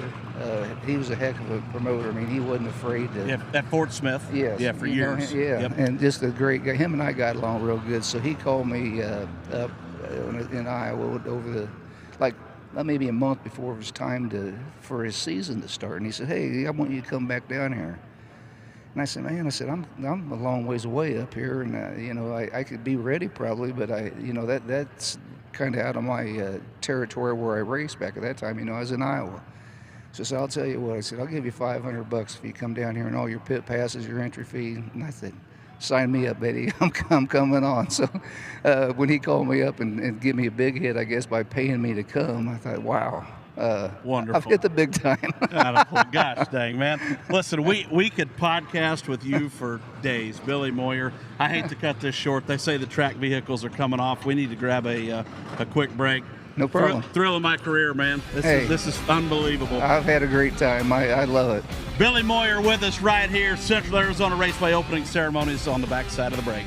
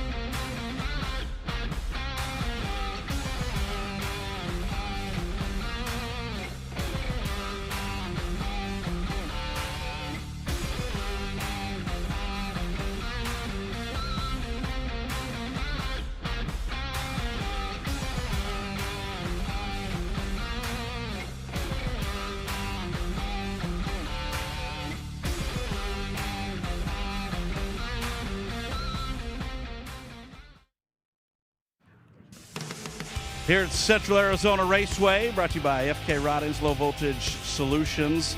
And we're going to get set for opening ceremonies here for the 6th and final time out here in the beautiful Arizona desert. At this time, ladies and gentlemen, if you would, please rise. Gentlemen, remove your hats. We're going to get started tonight with the invocation first. We'll send it up to the booth to Dustin Jarrett. Thank you very much, Trenton. Ladies and gentlemen, let's go ahead and go to the Lord in prayer. Heavenly Father, we thank you once again just for not just a great day, but you've blessed us with a great week, Lord. We thank you for 5 great nights of racing so far, and we're looking forward to another one here this evening, Lord. We've had a few bad accidents this week, but you've done your job, Lord. You've blessed these drivers with a blanket of safety and kept them free from injury, and we will ask that same blessing again here tonight, Lord. We're going to ask you to please be with our servicemen and women, both abroad and here in our native land, that continue to fight every day to make the United States of America the great country that it is. But more than anything else, Lord, we thank you for your Son, Jesus Christ. You sent him to this earth to die for us, to save us from our sins so that we could have a chance to spend eternity with you. And we ask all of this in his name. Amen. Ladies and gentlemen, please remain standing. On the violin, tonight's national anthem performed by Kathy King.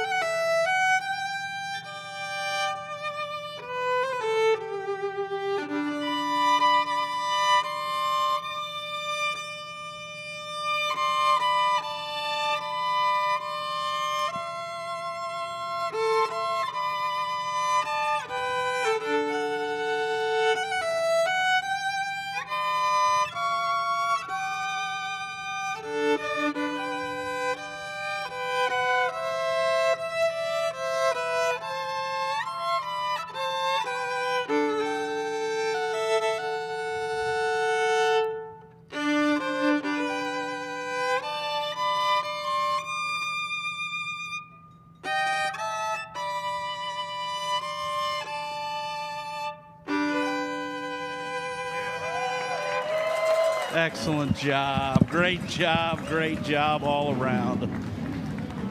Guys, I'll send it back up top to you, and I'm just going to leave you with this. I could just spend days talking about racing with Billy Moyer. What a treat it's been to have him down here, up there with you guys. I'm just throwing my name in the hat. If we need long-form podcasts with FloRacing, I'll handle the Billy interviews. That would be a thrill. Well, there you go. We're going to get Trenton on there. We'll have the exclusive home of USMTS will be FloRacing. We'll trade out the long-form podcast with Billy, and we worked up a deal down there, Trenton, All right. Can't wait to have the ARMS Tour and the Heartland Modified Tour as well. Thanks so much, TB. Here you go. Speedway Motors, Midstop Motorsports Heat Race number 1. Chris Mangum is going to be on the pole in the 98 out of Elm Grove, Louisiana. Not as outside from the banks of the Cam River out of Kaministiquia, Ontario. It's Curtis Stay in the 32. Road will be Tularosa, New Mexico's Brian Bennett in the 10, and is outside Eric Barraz out of Phoenix, Arizona in the 14. The 0 is Dakota Gerard out of Moberly, Missouri, and the 28 BY is going to be Green River, Wyoming's Bryson Yeager. Inside of road number 4, it's Braxton James out of Yucaipa, California. Found that out today. The 21B, and Duke Erickson out of Sioux Falls, South Dakota in the 57. And your final 3 starters, Deuce Tig in the 02 out of Las Cruces, the 30th, Blake Davis out of South Coffeyville, and the 99 out of Ruston, Louisiana, Jeremy Haddix. 11 drivers racing 8 laps, and they drew points for their starting spots. TB. I caught what you guys said. I meant if FloRacing needed somebody with a pulse. It's okay. No, no takebacks. We heard We had a trade. We got you, buddy. You're in. Copyrighted now. We got this documented. All right, here we go. Sorry to sticking everyone else back there at race. No, just kidding. No, they're part of the family. Racing Dirt. That's not great work. people. Absolutely. That's not going to work. That. Look, I cannot be a race director, but even I know that wouldn't work. So Old Orange Shoes, Jason Rominger up there on the flag stand just kind of threw his arms out and said, what the hey. How about Jason Rominger's brethren, Blackjack Racing, tuned in? Absolutely. And, tight with those guys. So Jason Rominger, wanted to give a shout out to Blackjack Racing and their support of the event and their support of hey, if you support Jason Rominger, we support you. We support you. Yes, you nailed it. Absolutely. Look at orange shoes and orange helmet. Look at Schnarzy down there. Wait, Schnarzy's up there doing glamour shots with Rominger in the flag stand.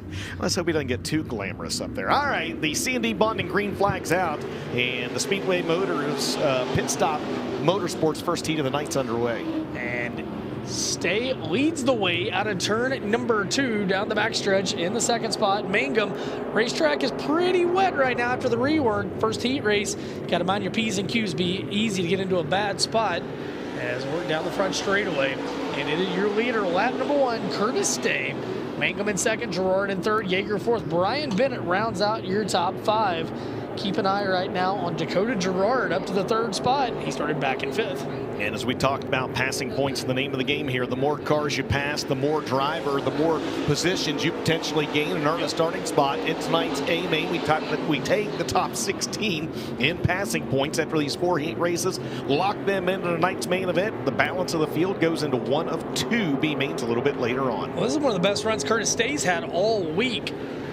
Kaministiquia, I want to say Arizona, Ontario driver. Very, very similar climate. Very similar. Like I said, it's 75 here right now. It's probably negative 75 up there. Man, he's got a commanding lead, 1.3 seconds over Chris Mangum, the Elm Grove, Louisiana driver. And Brian Bennett's got the hood coming off the tip. Well, you forgot to put a hood pin on it. They matter. You were supposed to do that whenever you went through the pit area. They matter. Well, I knew I had an extra one in my pocket. I know which car it came off of. Meanwhile, side by side for position number 3, Yeager's right there with Gerard, and Yeager's going to take away. Oh my goodness! We lost a filler panel off of that, I believe. And we're going to kick it up the racetrack. Just a piece of plastic. Right in front of Brian Bennett. I don't think that's plastic, buddy. I think that's sheet metal. It's not a piece of plastic, no. That'll give us our first Midwest sheet metal caution flag of the night. As we've got 5 laps in the books, 3 laps to go. Curtis Stay is your leader. Chris Mangum is 2nd. Bryson Yeager is 3rd. Dakota Gerard is 4th. And Blake Davis rounds out the top 5. Let's run it back and take a look at that one more time. They up into the corner and a little, how about a little, little filler panel coming off there off of the 0 car of Dakota Gerard. Big year last year, 2 track championships for that driver. But out front, Curtis Stay, the Ontario driver, leads the way, DJ, with 3 laps remaining. The Midwest Sheet Metal yellow lights out. Chris Mangum 2nd, Bryson Yeager 3rd, Gerard, Blake Davis. Also, Clay Stuckey wanted me to let everybody know he's got Longhorn parts galore for sale back at the 15 late model bottle hauler on the front row. You don't even pay for shipping. Oh, my. Now, don't sell the race car before you go and run the heat and the feature, Clay. I mean, don't sell that Longhorn by Stuckey, but Longhorn parts for sale back there. Clay Stuckey's 15. Also, you know what you're going to pay shipping on? Merchandise for the Wild West Shootout. You do not? Nope. You can go to onefasttee.com, and they'll send it right to your front door. As the mangled hood being pulled off of Brian Bennett's number 10, the Tularosa, New Mexico driver. This is the second time I've heard mangled today. Mangled. Absolutely. All right, well. In the same race. The same race. Pit Stop Motors. No, play it again. Speedway Motors, Pit Stop Motorsports, heat race number 1's got the caution lights turned off. Green's going to wave next time by. We're past the halfway point. Single file restart. Curtis Stay out front. Chris Mangum is second. That's Bryson Yeager in third. Dakota Gerard creeping into your screen is fourth. And Blake Davis going to round out the top 5. Again, 5 scored, 3 to go. Green will wave in the Rio Grande Waste Services restart zone over in turn number 4. Looking good, underway. Stay's going to try to stay out front for 3 more laps and get his first heat race win of the week in the 32C. Meanwhile, side by side for the second spot, as Yeager's got a hot rod in this one, DJ. He started back in 6th, and he's working on the second spot now, and he's going to take it away from Mangum off of turn 4. Mangum looks back to his inside, can't quite get there. 2 to go. It's Stay with Yeager and Mangum on your podium. Yeah, Yeager 7 wins a year ago for the driver out of Green River, Wyoming, trying to drive that first class chassis up 1 more position, but Curtis Stay is staying up front in this one. You see what I did there? This time by, it's going to be the Hochatown Saloon last call, final time around for Curtis Stay. Yeager from 6th to 2nd, Mangum in 3rd, side by side for 4th back there. Davis going at it with Gerard, but your leader down the back straightaway, final time off into turns 3 and 4th on the banks of the picturesque Cam River in Ontario. Curtis Stay staying alive. He picks up the win here in Heat 1, presented by Speedway Motors and Pit Stop Motorsports. Bryson Yeager comes home 2nd, Chris Mangum 3rd, Gerard, Davis, Haddix, James Teague, Erickson, Barraza, and Bennett round out your field. Let me ask you this. Do you know what Great Lake the Kaministiquia River flows into? The one at the end of it. Lake Superior. Does it really? Yep. Chris Mangum finishes 3rd. Bryson Yeager finishes 2nd, and your winner is going to be Curtis Stay out of Kaministiquia, Ontario, and the McDonald's Automation Now Trans West Mahone Electric sponsored number 32C. And just like that, Mesilla Valley Transportation Border Tire heat race number 2 is going to make its way to the track, and a couple tough customers are going to bring this one to the green out of Los Lunas, New Mexico. Mr. Rob Mosley in the M17, and on his outside, the red-headed rebel out of Jamestown, North Dakota. The 1 is Scott Bentz. Las Cruces, New Mexico's Mel Romero in the 3R inside of row 2 to his outside. Kel Riggs out of Hatch, New Mexico in the 12C. How about Justin Yeager out of Green River, Wyoming, going to be on the inside of row 3 in that Paul Parks 50X on his outside. Out of Las Cruces, the 13 is Josh Beyer. Inside of row 4, Caden Woody out of Malacca, Minnesota, the 980. Remington Bud to his outside of the Hodges Motorsports entry. Row 5, Tyler Johnson and Asa Flores and Lucas Rodine. A long way to go. He'll start 11th in this one. A lot of good cars in this one, Ben. 8 laps the distance, and they're going green this time by. Off corner number 4, Mr. Rob Mosley and the red-headed rebel take him into the Rio Grande Waste Services starting zone. Rob Mosley, hole shot, takes him into 1 and 2.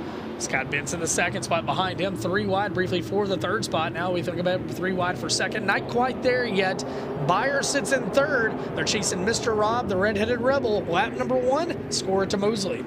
Mr. Rob out front, trying to make his old lady proud in this one. Scott Benson's in the 2nd spot.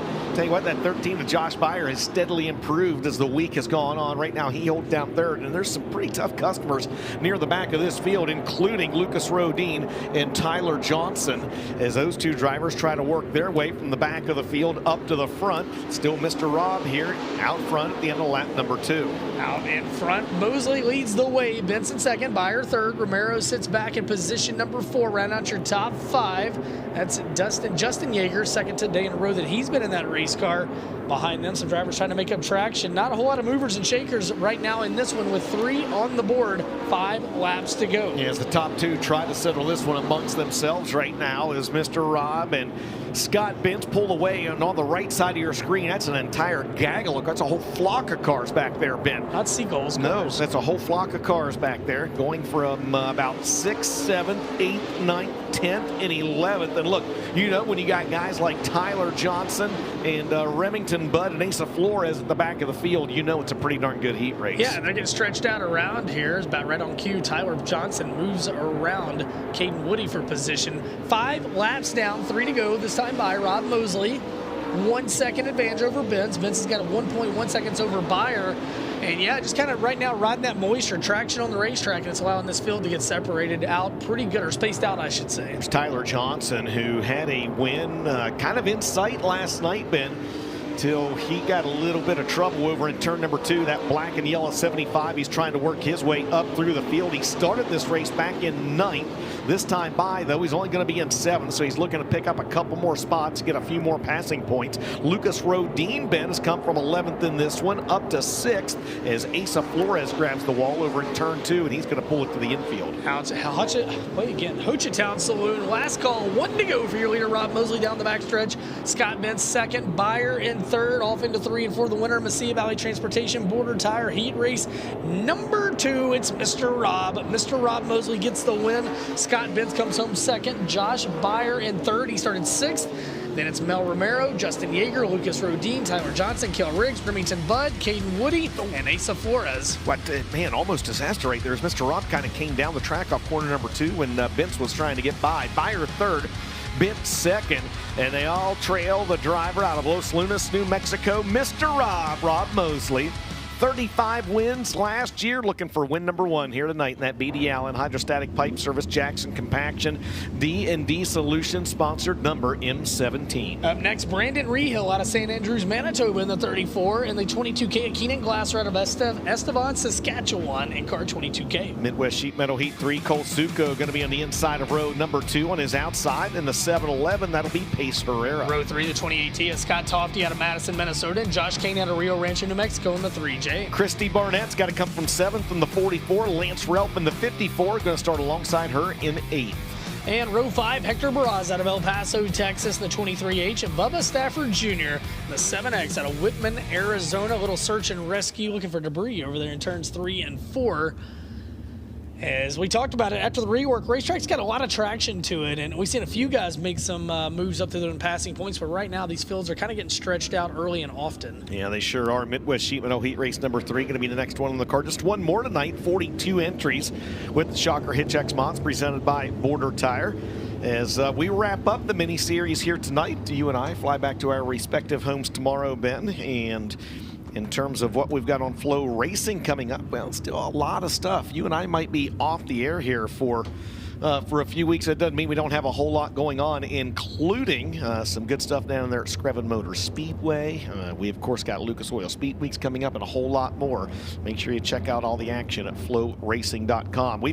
We've got some action getting ready to heat up here in Midwest Sheet Metal Heat Race number 3 for the Xmods. Brandon Rehill on the pole, Keenan Glasser on the outside. The C&D bonding green flag waves, and we're underway. Little chaos to get this one going. 3 wide at the flag stand. Josh Kane puts the hammer to it. Top side, can't quite get to the lead. Glasser, your leader down the backstretch. Down the back straightaway, Josh Kane. Remember, he went from like 10th to the lead in 2 laps yesterday. Today, he didn't have to come quite that far, but he's looking to go from 6th to 1st in lap 1. Keenan Glasser says, not so fast, my friend. Glasser started 2nd. He leads the way. Josh Kane, man, he's got the beard in rare form today. Does Josh Kane from 6th to 2nd, and he's looking for more, but Glasser's running a good groove right now. Back in 3rd, Suko's right there with him. Suko, 2 guys running 2nd and 3rd, pulling double duty in the desert here today. Yeah, they're trailing Keenan Glasser right now, and a whole group up back there behind them as well. Brandon Rehill leading that charge as Christy Barnett tries to work her way through the field also. That's Barnett in the 44. She started this race back in 7th. She's worked up a couple spots, but would like to get a couple more this time by 3 laps. Oh, no. Josh Kane goes up in smoke in the 3J and pulls to the infield. And I'm going to guess that might be a terminal issue, man. That did not look good. We stay green flag racing in this one as you look back on the battle for position number 6, I think that is. Oh, man, what a tough break. It's been the best of weeks for Josh Kane. We'll see how the stock car treats him later. Meanwhile, Christy Barnett back there in cart 44, working on Rehill for the third spot. She'll step to the outside down the back straightaway, and Christy Barnett takes third. She started back in 7th, picking up some passing points. She led some laps a few nights ago in the feature tonight. She'd love to get her first win of the year. Yeah, she's going to be in third this time by at the line, just as you said, Ben. So 7th to 3rd for Christy Barnett. 3 laps to go. Keenan Glasser having maybe his best run of the week right now. He's got a 1.3 second advantage over Cresco, Iowa's Cole Suko. Just 2 laps to go. This time by Christy Barnett, pedaling hard, trying to get to the 75 of Suko. Out front, all Keenan Glasser all the time, working lap number 7, 1.2 seconds the spread back from he to Suko. Suko's got 1.1 over Christy Barnett. Through turns 3 and 4, Hochtown Saloon, last call, 1 to go, white flag in the air, final time around the speedway for Keenan Glasser. Final time around for the 5-time winner last year, Keenan Glasser out of Estevan, Saskatchewan, as he is looking to become the 2nd Canadian to pick up a win in Xmod heat race action here this evening. Into 3 off of 4, checkered flag in the air. Give Midwest Sheet Metal heat race number 3 to Keenan Glasser. Give it to him. He took it. Second goes right. to Suko. Barnett third. Then it's Rehill, Tofty, Stafford, Herrera, Barraza, Ralph, and Kane. Coming home in third, Christy Barnett. She started back in 7th. She'll finish third in the 44 out of El Paso. Second will go to Cole Suko out of Cresco, Iowa. And your winner, Keenan Glasser out of Estevan, Saskatchewan. The Rage Chassis, Adams Automotive Racing Engine, MX Ranch, Buzz Liquor Store, Dart Services, Glasser Environmental Entry. 5 wins last year. Keenan Glasser takes the W in Midwest Sheet Metal Heat 3 from starting spot 2.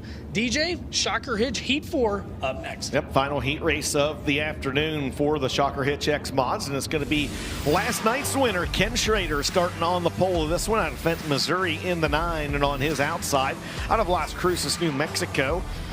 In the 23B, one of the Racing Ortegas, this one will be Israel Ortega. Inside of Road 2, current point leader in the Shocker Hitch X Mods, presented by Border Tire. And feature winner this week out of St. Joseph, Minnesota, the 21 of Jake Smith. And to his outside, Parker Anderson out of Phillips, Wisconsin, the 27P. 2 former Wasota national champions there in Road 2. Row number 3 on the inside out of Las Cruces will be Jonathan Ortega in the double deuce on his outside. Out of Bay Point, California, the 11D, that's Danny Wagner. Row 4 is Chance Cadet out of Becker, Minnesota, the 77, the 88 of Tyler DeLong from Mesa, Arizona. And your final 2 starters in this one, the 562 out of Roswell, New Mexico, that's Craig Walker, and the 71B from Princeton, Minnesota is Dave Sirks. 10 cars getting ready to row 8 laps, and the more cars you pass, the more points you get. The top 16 in passing points, they will transfer into tonight's 25-lap A main, and everyone else will go into one of 2 B mains just a little bit later on here tonight. What a beautiful day to wrap things up here. It was windy last week and a little cool, and this week, though, has just been spectacular each and every day. Today, no exception. 4th and final Shocker Hitch X Mod Heat Race of the Week, presented by Border Tire and the Rio Grande Waste Services Start Zone. C&D Bonding green flag is out, and we're underway with last night's feature winner, Ken Schrader, taking them into turns 1 and 2. Yeah. K. Schrader got a pretty good start on that one. He's trying to bring Jake Smith with him, and he'll do just that. And if Jake Smith is even able to race his way in through this heat race, that's going to be like a moral victory for him. I think he's had to come from a B main, and he's had to start 17th or worse in either 3 of the 5 or maybe even 4 of the 5 features here this week. Right now, he finds himself in 2nd spot. Side-by-side battle behind him. It's going to be Parker Anderson in that black 27, Israel Ortega in the 23, Jonathan Ortega in the 22. Going to make it a 3-way dance. Jake Smith putting the whip to her. He made the comment last night he would have loved to have had a shot at Schrader, but Schrader had too big of a lead by the time he worked his way into the podium. Well, he's got a shot right now as they work down the back straightaway. Same guy that thanked DJ and Dustin the other night as Jake Smith. Nice, he's had a big week. He's passed 8,000 cars. He leads the point standings, and now he is all over Ken Schrader for the lead here in Shocker Hitch Heat 4. He has, I don't know if I've ever meant this more than I do in my entire life. He has earned that points lead. Yes. Jake Smith has, man. He really and truly has. And right now he's looking to go from 3rd to 1st in this one as he has given Kenny Schrader everything he can handle. Meanwhile, there's a battle between the Racing Ortegas on the right side of your screen. Jonathan in the 22, Israel in the 23B. That's a battle for position number 4. Meanwhile, out front, Schrader able to stretch it out a little bit, an 0.8 of a second advantage, working lap 5 off turn 4. He heads to the top side of the racetrack. Jake Smith is working the bottom largely. Last time by 0.8 of a second to separation. That time by 1 second. Parker Anderson 1 second back behind Jake Smith in 3rd. That's how they run as they start to get a little stretched out up near the front of the field. Ken Schrader had a 1 second advantage out of last time by. As this time by, just 2 laps to go, and last night's feature winner. Just when it looked like Jake Smith might have something for him, Ken Schrader tightens the belt, stomps the loud pedal, and pulls away from the St. Joseph, Minnesota driver. Down the back straightaway, Ken Schrader races off into turns 3 and 4, and he'll see the Hochtown Saloon. Last call, 1 to go. One more time around the speedway for K. Schrader. Jake Smith closes in just a little bit that lap. Not going to be enough, though, unless he's able to do something right here, or unless Ken Schrader makes a mistake, and that's not something that you see very often. As the veteran racer out of Fenton, Missouri, rolls into turn number 3 and off of corner number 4. The winner of Shocker Hitch Xmod Heat Race number 4 is going to be Ken Schrader. Jake Smith will finish in second. Parker Anderson third. Jonathan Ortega fourth, and Israel Ortega will round out the top 5. Coming home in third after starting position 4, Parker Anderson out of Phillips, Wisconsin in car 27. In second from third, Jake Smith out of St. Joseph, Minnesota, and your pole sitter leads the whole way in Shocker Hitch Heat Race number 4. Ken Schrader of the Federated Auto Parts, Ted Brown's Quality Paint and Body, KendrickCars.com, Hunt Brothers Pizza, Petrov Towing, Hawkeye Truck Sales, and Guardian Private Wealth Management, all sponsors on the Mullins Powered Lethal. For last night's feature winner, Ken Schrader. That wraps up Shocker Hitch Xmod Heat Race action by Border Tire. As we prepare now, look at this drone look. I mean, look at that, DJ. It's awesome. Look at the cars here again tonight. Great crowd. What a crowd. Traditionally, yesterday's crowd always the biggest of the mini-series, but what a fantastic crowd again here, Davis, with as big as a lot of Sundays, probably most Sundays that we've had for this event. All right, DJ, this is O'Reilly Auto Parts Heat 1 from the Sea Valley Transportation Border Tire Mods. Logan Drake out of San Luis Obispo, California on the pole in the 111. The 7G of Gabe Hodges out of Lebo, Kansas alongside. Row 2 out of Palestine, Texas, Jason Langford in the 80XX. And on his outside, Big Daddy Joe Duval out of Justice, Oklahoma in the 91. Row 3, the 131 of Royal Jones out of Las Cruces, New Mexico, and the 19 of Dustin Sorensen out of Rochester, Minnesota. Row number 4 out of Springfield, Missouri. That's going to be Jeremy Payne, last night's winner in the 186. And on his outside, out of Lowell, Arkansas, the 11N is Gene Nicholas. Row 5, Dylan Thornton out of Orchid, California in the 38T, and the 57 of Gage McCoggan from Okotoks, Alberta in the 57. Your final 2 starters then are going to be Rogers, Arkansas native Brent Holman in the 17, and El Centro, California's Lance Murray in the 19 SB. 12 cars are going to race 16 laps in this one. No, they're going to race 8 laps in this one, the top 16. Boy, that was going to be one very long heat race. What did you have for brunch today, DJ? My goodness. I actually had a very nice brunch thanks to your wife. Yeah, she cooked for everybody. Yes, she did. Nice. Yes, she doesn't even do that at home. She made brunch for everybody. Maybe I need to visit more then. I mean, very possible. O'Reilly Auto Parts Heat Race 1, and it is California and Kansas on the front row. Drake and Hodges, they'll enter the Rio Grande Way Services start zone down in turn 4, and they're on it. They're in it. We're on it. Underway. As Hodges takes them off into 1 and 2. Good start for Hodges, man. Drake did not get a good start in the 111. Yeah, good start for Joe Duval as well, as Hodges brings Duval with him. Those 2 drivers come from the outside front row. Outside front row. Into Shaggy. Up into spots 1 and 2. And Dustin Sorensen as well. So the outside row of this women goes from started 2nd, 4th, and 6th. They now run 1, 2, and 3. Back in the pack, Jeremy Payne, 2 for the price of 1. That's what he's going for. Mari and Royal Jones right there. Gets past Mari. Jones heads to the cushion. Grand Marshal of the event. He's going to get past both of them as Jeremy Payne moves up to position number 5 with 2 on the board. Payne started in this one back in position number 7. Yeah, and how about that guy that you just talked about beside him as well, Lance Murray. Murray started dead last in this race. He's come from 12th to 6th early in the going here, and he closed in considerably right there on Jeremy Payne. As you look back on Joe Duval, Dustin Sorensen, and Jason Langford. Out in front, car number 7G of Gabe Hodges walking the dog in this one. Duval comfortably in 2nd. Sorensen's in 3rd, but he's going to have company pretty quick. Oh, Sorensen over the cushion. That allows Payne to go by. Jeremy Payne moves up to the 4th position. Behind him in the 5th spot, the 80XX car on the move of Langford. He fell back early, trying to make up for it right now.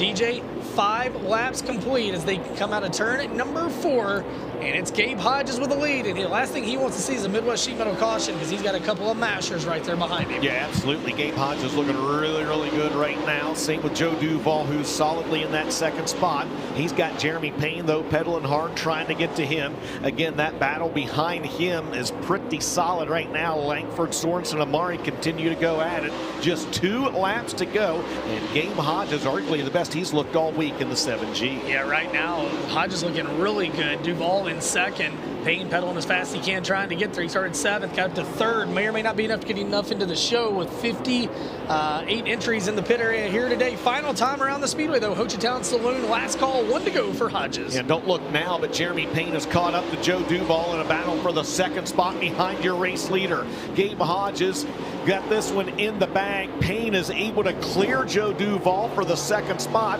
It's going to be Hodges getting the win. Second will go to Jeremy Payne as he comes from the 7th starting spot. Joe Duval 3rd. 4th will be Dustin Sorensen and Lance Murray from dead last will round out the top 5 in an entertaining first O'Reilly Auto Parts heat race. Finishing in 3rd out of Justice, Oklahoma, Joe Duval in the 91. 2nd from the 7th starting spot. Last night's feature winner, Jeremy Payne in the 186. And the 7G of Gabe Hodges out of Lebo, Kansas. The Seth Stroher Racing Engine Skyrocket chassis. Hodges Farms and Dredging, Murphy Agra, Vaughn Roth, Hodges Brothers LLC, all sponsors for the driver who won 1 feature last year at Salina, Kansas. And he gets it done from the 2nd starting spot in Heat 1. We now prepare for Heat Race number 2. And who have we got on the sponsor on this Schaefer one? Oil. That's Heat right, race Schaefer number Oil. 2. I can't read my writing. It's I going to be promise you I could not read my Thunder writing. Bay, Ontario's Jeff Helget. Starting on the pole of this one in the 73, and on his outside, out of Cameron, Missouri in the 85B, it's Mark Dotson. Inside of row 2, CJ Thorne out of Harriman, Utah in the 14X, and the Ellsworth Conover out of Yuma, Arizona in the 02 LZ. Anthony, New Mexico's Mark Smith is in the 2SS inside row 3, and on his outside, out of Las Cruces, New Mexico, the 12 is Jay Rosales. Row number 4, Carlos Amata Jr. from El Paso in the 65X, and Devin Jobin out of Alamogordo in the 81. Then we move back to row 5 on the inside out of Bakersfield, California. It's going to be the 07X of Troy Morris III, and on his outside out of Cave Creek, Arizona, the 2K is Taylor Cool. Row 6, Rick Ortega out of Las Cruces in the 24, and Reese Solander out of Emporia, Kansas in the 5. I love it. Drivers from all disciplines of racing here. You look back there on row 5, Troy Morris III and Taylor Cool. Troy Morris originally from Bakersfield, California. Taylor Cool originally from this region, Cave Creek, Arizona, but maybe on any Friday or Saturday night you could see them racing at Marshalltown or Boone, Iowa. And I think it's something that's pretty awesome, man. And these Western drivers have definitely taken over your home state of Iowa here in recent years. Yes, they have. Yes, they have. We welcome them. We welcome them with open arms. All right, we've got Jeff Helget on the pole, Mark Dotson on the outside. I don't know that one's going to stand. We wanted it to, but I just don't Jason, think he didn't even think about waving the green flag. He just stared at him. He may throw an orange shoe at them. Well, he's not going to do that. He loves his orange shoes. By the way, I think we're going to have a tear-off collection party after this race, looking down here at the Needmore Speedway Southern Heritage Classic staging lanes. There's roughly 150 tear-offs down through there. We had a tear-away tornado earlier whenever you and I got here today when we were shooting race day. All right, we'll try it again. Helget on the pole, Dotson on the outside. That's a much better start, and the C&D bonding green flag waves. Helget will head to the bottom in 1 and 2, and Dotson through the middle. Now he'll let it go to the cushion wheel. Dotson takes the lead off 2 down the back straightaway. Schaefer Oil Heat 2, the Massey Valley Transportation Border Tire Mods. And up into turns 3 and 4, Mark Smith goes to work on Helget.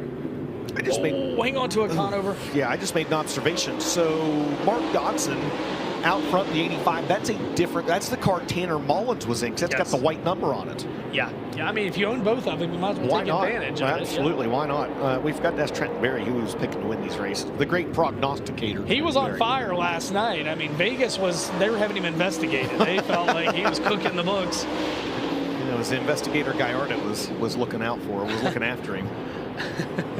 Man, good stuff back in the pack. Out in front, though, it is all Dotson in the 2nd spot. Mark Smith. Smith had bad luck, man. Last night, outside front row, car didn't want to go on the start. Then it jumped out of gear.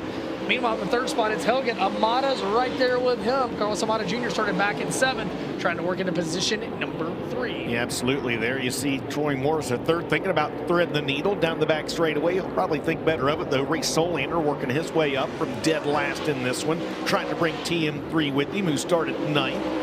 As this time by, Reese Solander continues to pedal through the field, Ben. He's gone from 12th to 5th, picking up wholesale passing Man, he's points. not done there to the outside of Helgen, down the back straightaway. Solander, my pick on race day to win here tonight. Man, if he can get a few more spots, he is going to be on the pole here tonight.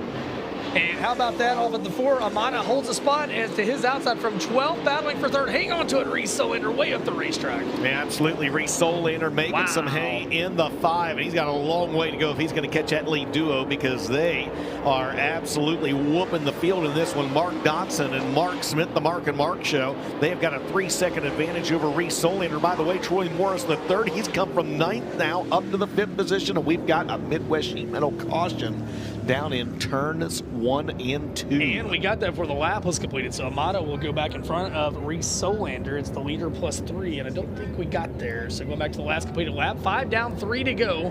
Mark Dodson, he had a 1.2-second advantage over Mark Smith. Smith had 3 seconds over Amada, who was right there with Reese Solander. All that is a race, DJ. It'll be a 3-lap dash to the checkers. And Trenton Berry, give me a little Vegas magic today, man. You were calling these guys yesterday. Give me some guys that you want to keep your eye on as we move into through these mod heats. Yeah, so first off, I don't know, the track's not racing quite as wide in the heat races, so I was a little comfortable taking a few more liberties yesterday with some guys that were a little further back in the pack. I think probably by and large, I'll probably stick closer up towards the front. That was a good call for you guys saying that Mark Dodson had shuffled over to the white numbered car. You know, Mark Smith and the new Vanderbilt, you know, Zach's got a great program rolling right now, and it was neat to see that Mark Smith's going to roll with him. Carlos Amada had a great season. Of course, the whole country got to watch his great run at the Dome in the modified main event. So really, any of those 4 up front, I don't have a whole lot of confidence on any single one of those drivers over the other. Might as well just roll with Dodson since he's out front here late. So what I heard there was he doesn't have a lot of confidence in anybody. Okay, got it. Thanks, Trenton. Appreciate it. Yep, we're going to go Green Flag Racing this time by. Trenton, we appreciate your insight there. You can go ahead and shut your microphone off now anytime. Or leave it on. Yeah, it's just Sunday. leave it on. It's Sunday yep, that's fun fine day. too. Sunday fun day, extra nat sound. Trenton, we love you, brother. We absolutely love you. 5 in the books, 3 laps to go. Mark Dodson leads, and Reese Solander love to see that caution flag, but what a good restart for Troy Morris, the 3rd. Oh, man, Mark Smith's under fire from Amada out front. It's all Dodson. Oh, Reese Solander knew that I picked him to win, and he took care of that one right there. Kisses the concrete up in 1 and 2. Oh, what a heartbreaker, man. He'd come from 12th up to 3rd. And he gets his feet back under him, but in best case, he's trying to get a spot or 2 to get a better starting spot in the B main. That's going to be tough sledding for him. Just 2 laps to go as well, as you got a good battle there for 2nd on your screen. Mark Smith in the 2, Carlos Amada Jr. in the 65, but they all trail fluffy. Mark Dodson. This is the Ho Chi Town Saloon last call. Final time around the speedway for Mark Dodson, the veteran in and out of racing the past few years out of Cameron, Missouri, looking really fast in this one. Dodson in 2nd. Amada's working on him, DJ. Final time into 3 and 4. And he's looking at the checkered flag, and he's going to get it. The winner of Schaefer Oil Heat Race number 2 is going to be Mark Dodson. 2nd will go to Mark Smith. 3rd, Carlos Amada Jr. Troy Morris, the 3rd, from 9th up to 4th. And Rick Ortega will round out the top 5 in Schaefer Oil Heat 2. Coming home in 3rd, Carlos Amada Jr. He started back in 7th in 65X. The 2nd spot goes to Mark Smith. He started 5th out of Anthony, New Mexico, and your winner from Cameron, Missouri, Mark Dodson. He started 2nd, the Tri-River Enterprises, Circle 85 Cattle Ranch, Bright Aesthetics and Bush Forestry, ECE, Mullins Race Car for Mark Dodson. Up next, Earnhardt of Queen Creek, Chrysler, Dodge, Jeep, and Ram, Heat 3 for the Mesilla Valley Transportation Border Tire Mods. And on the pole out of Broken Bow, Oklahoma, the 58X of Gary Christian to his outside, I should say, Brennan Gabe out of Princeton, Minnesota, taking back over the wheel of the 112 today. Row number 2 on the inside out of Tucson, the 520T is going to be Lucas Tellez, and on his outside out of Tullis, Louisiana, the 25 is Cale Murphy. Inside of row 3, it's Rodney Sanders out of Happy, Texas, and to his outside, the J7 of Jake Bowles out of Alamogordo, New Mexico. We move back to row 4 on the inside. We find the Woodland, Washington driver, the 58. That's going to be Devin Reed.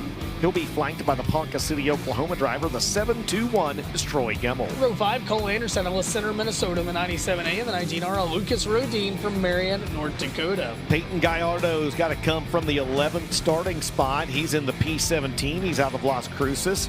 And from just up the road in Mesa, the 13-year-old in the L8, that is Ethan Stevens, who requested the tail of the field. So 12 cars in this one as lights are down on the speedway. Heat race 3 of 5 for the Mesilla Valley Transportation Border Tire Mods.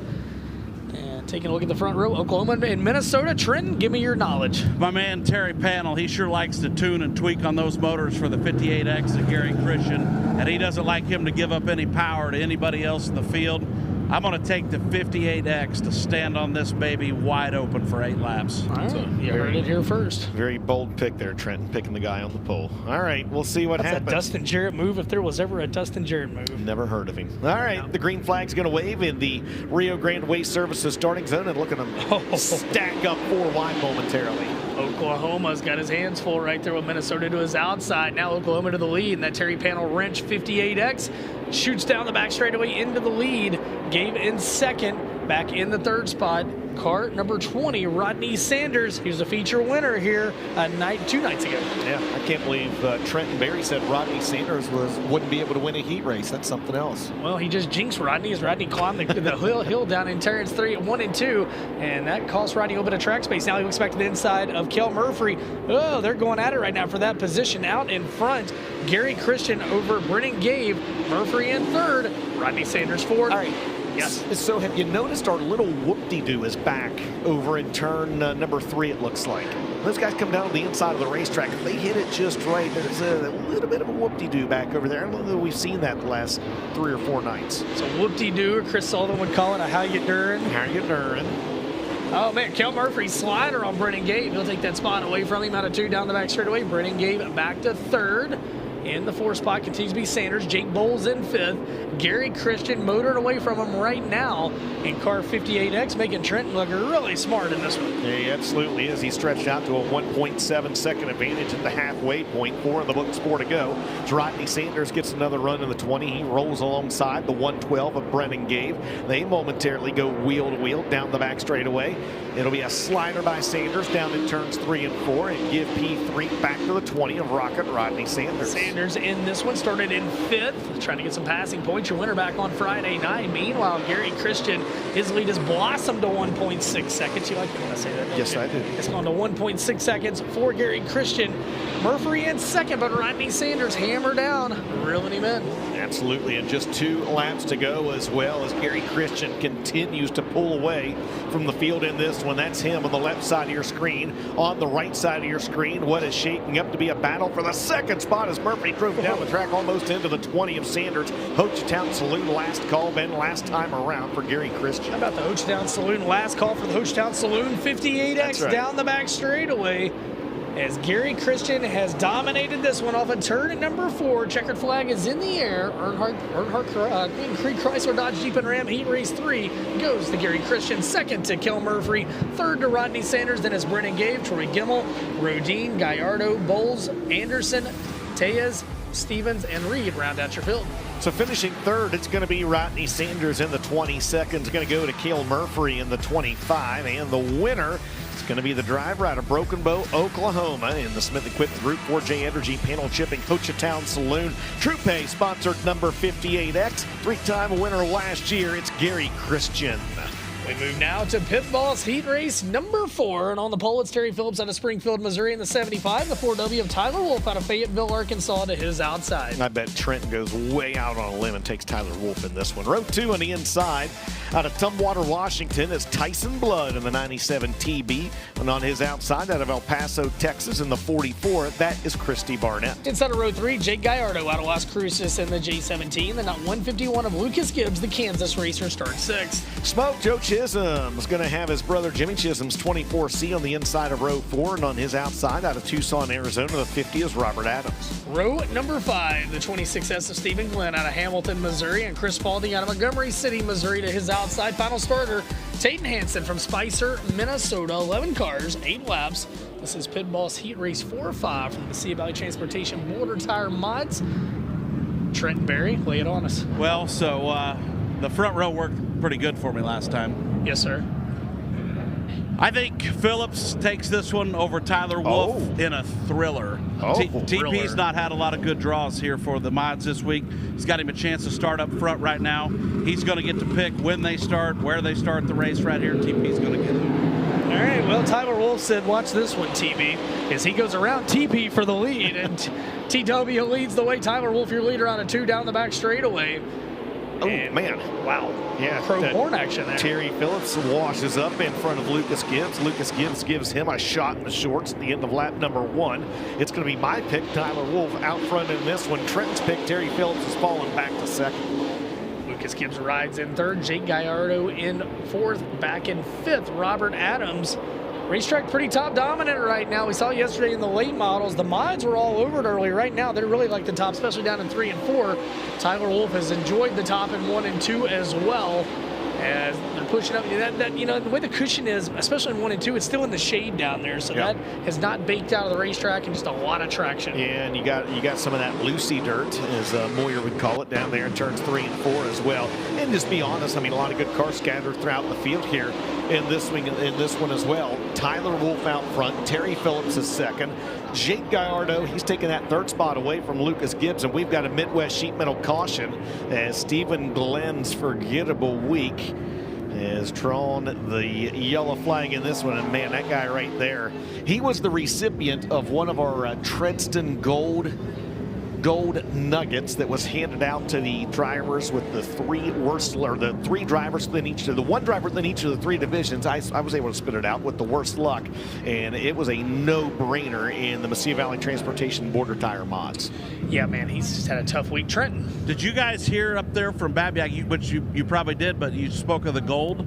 We have a small little nugget in an excavator bucket to give away to the winner of the modified race tonight. That is actual gold, $600 value in addition to winning the mod race tonight. There you Pretty go. Cool deal. That is a very cool deal. Yep, absolutely. So, all right, it's good to know that that's where I knew there was that special one, and that's where it's going to go. So, it's going to be Tyler Wolf out front, Terry Phillips in second. He's going to choose the outside lane on this restart. It'll be Jake Gallardo third, Lucas Gibbs fourth, and Robert Adams going to round out the top 5. 3 laps in the books, 5 laps to go, as they will start down in turn number 4 at the Rio Grande Waste Services restart zone in Pit Boss Heat Race number 4, 4 of 5. Less than 61 cars means the top 16 in passing points tonight race their way into the main event. yes, sir. Hanging with Hoker down there, they got the bonfire going. We'll see maybe they're going to make us some dinner and send it up here after a while. Might be a pizza. We could have put that Little Caesars pizza on that the other night and heated that baby up. It still wouldn't have been good. Tiffany's mad again. Well, Tyler Wolf leads the way. Meanwhile, Terry Phillips back to third. Gallardo climbs to second. The J17, as he started in fifth. He got a better restart than Terry Phillips did in this one. Meanwhile, Robert Adams in fourth. Chisholm in fifth. Off of turn 4, working lap 5, and last time by the lead was 0.8 of a second for Tyler Wolf. Gallardo trying to get there. He's got 3 laps to figure it out. The lead still 0.8 of a second. Good look there at those drivers trying to reel in the 75 of Terry Phillips, and they're led by that skyrocket by Balance Speed 24C of Joe Chisholm. Now, of course, the Balance Speed, that's Jimmy Chisholm's deal. Brother Joe behind the wheel of that car here this week, but this one is all Tyler Wolf, been a 1.2 second advantage for the Fayetteville, Arkansas driver out front. He has put the whip to it. I really thought Trent would pick him, and especially off the front row, and Tyler Wolf's making him regret it right now as Tyler Wolf sees the Hochtown Saloon. Last call, 1 to go, white flag in the air. To be fair, Trenton Berry has nothing more than a magic 8 ball down there that he's shaking. I saw it earlier. Down the back straightaway for the final time in Pit Boss Heat Race number 4, and leading green to checkered is going to be the driver, the number 4, Tyler Wolf. He's going to get the win in this 4th Pit Boss Heat Race. Second goes to Jake Gallardo. Terry Phillips finishes third. Joe Chisholm will grab the 4th spot. His transponder fell off, by the way. And rounding out the top 5 is going to be Lucas Gibbs. So third goes to TP, second goes to Jake Gallardo, and the win is going to go to the driver out of Fayetteville, Arkansas, the Lobo Racing Army General Contractor, CDS Motorsports, CMD Shock sponsored number 4. How about it for Tyler Wolf? How about it for your fifth and final Mesilla Valley Transportation Border Tire Mod Heat of the Night? This is Gorsuch Performance Solutions Heat Race number 1. It's Randy Klein out of Buffalo, North Dakota, and the 88 XXX on the pole. And to his outside, the 71 of Dustin Strand out of East Grand Forks, Minnesota. That's your front row for Gorsuch Performance Solutions Heat 5. I predict Trenton Berry's going to go way out on a limb and pick Dustin Strand in this one. Row 2 is going to be Cole Queensland out of East Grand Forks, out of Grand Meadow, Minnesota. Play it again. On his outside out of Hawley, Minnesota is going to be the 2 of Blake Jetvig. What did you have for brunch, man? It's got you spun out. Paul Miles didn't even get close to that. No. That was Paul Miles out of Owensboro, Kentucky in the 46.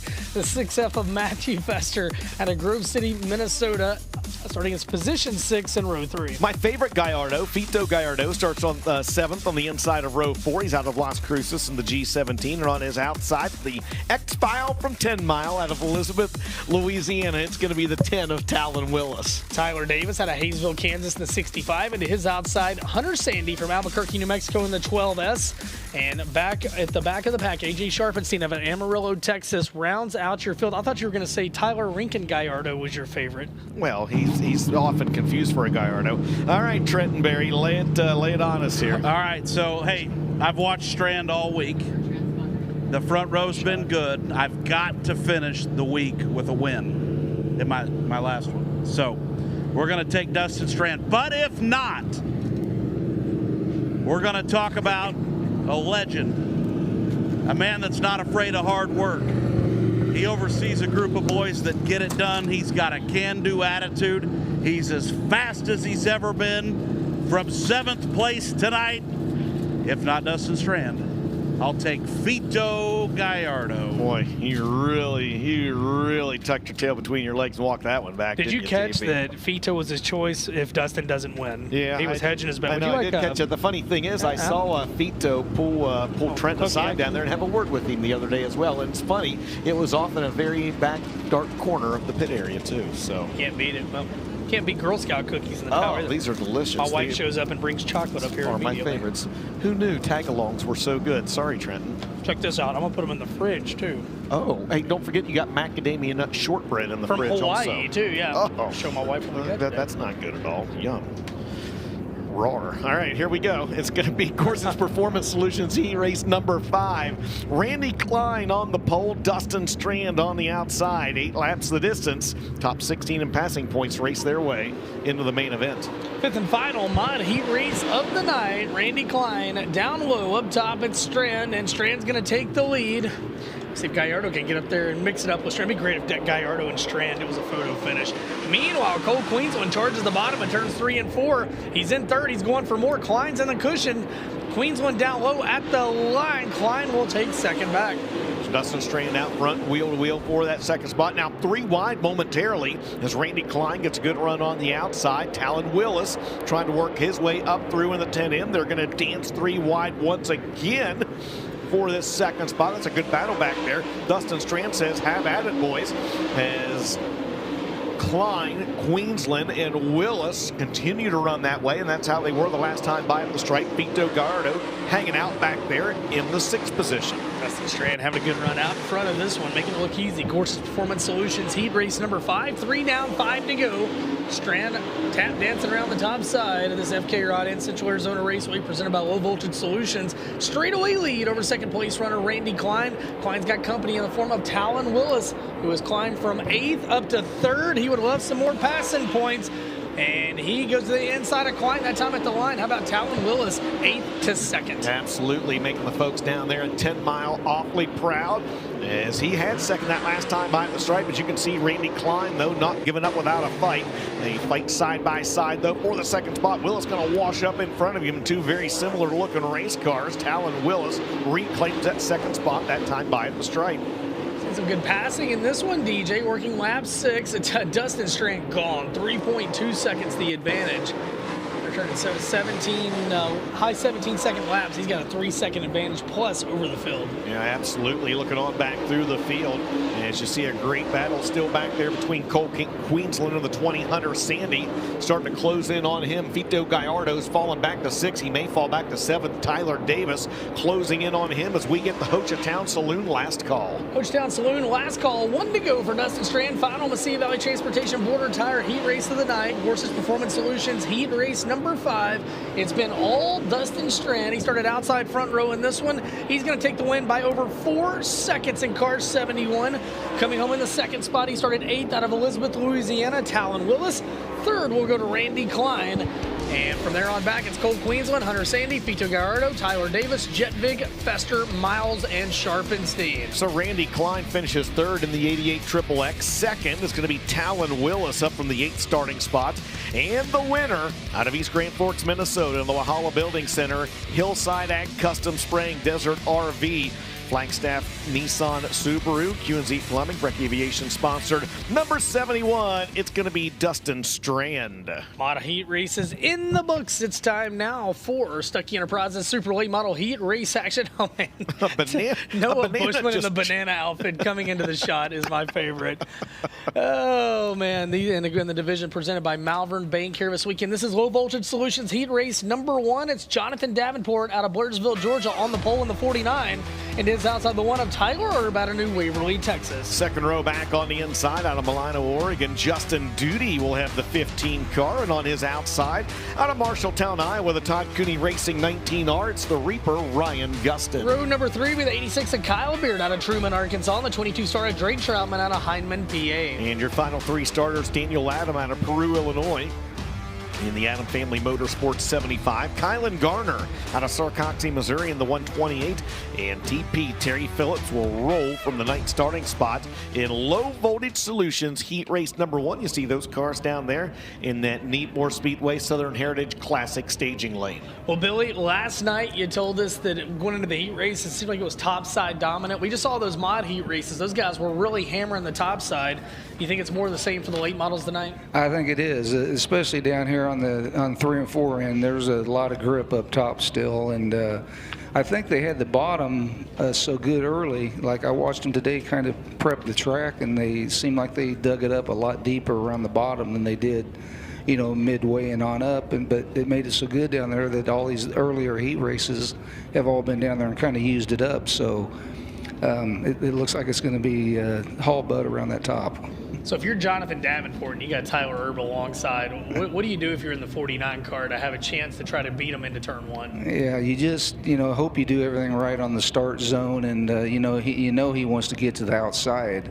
And earlier in the week, I think there's a little bit more goody getting into turn 1 in the middle of the track to where the guy on the inside could run in there and hit that and then kind of float up on exit.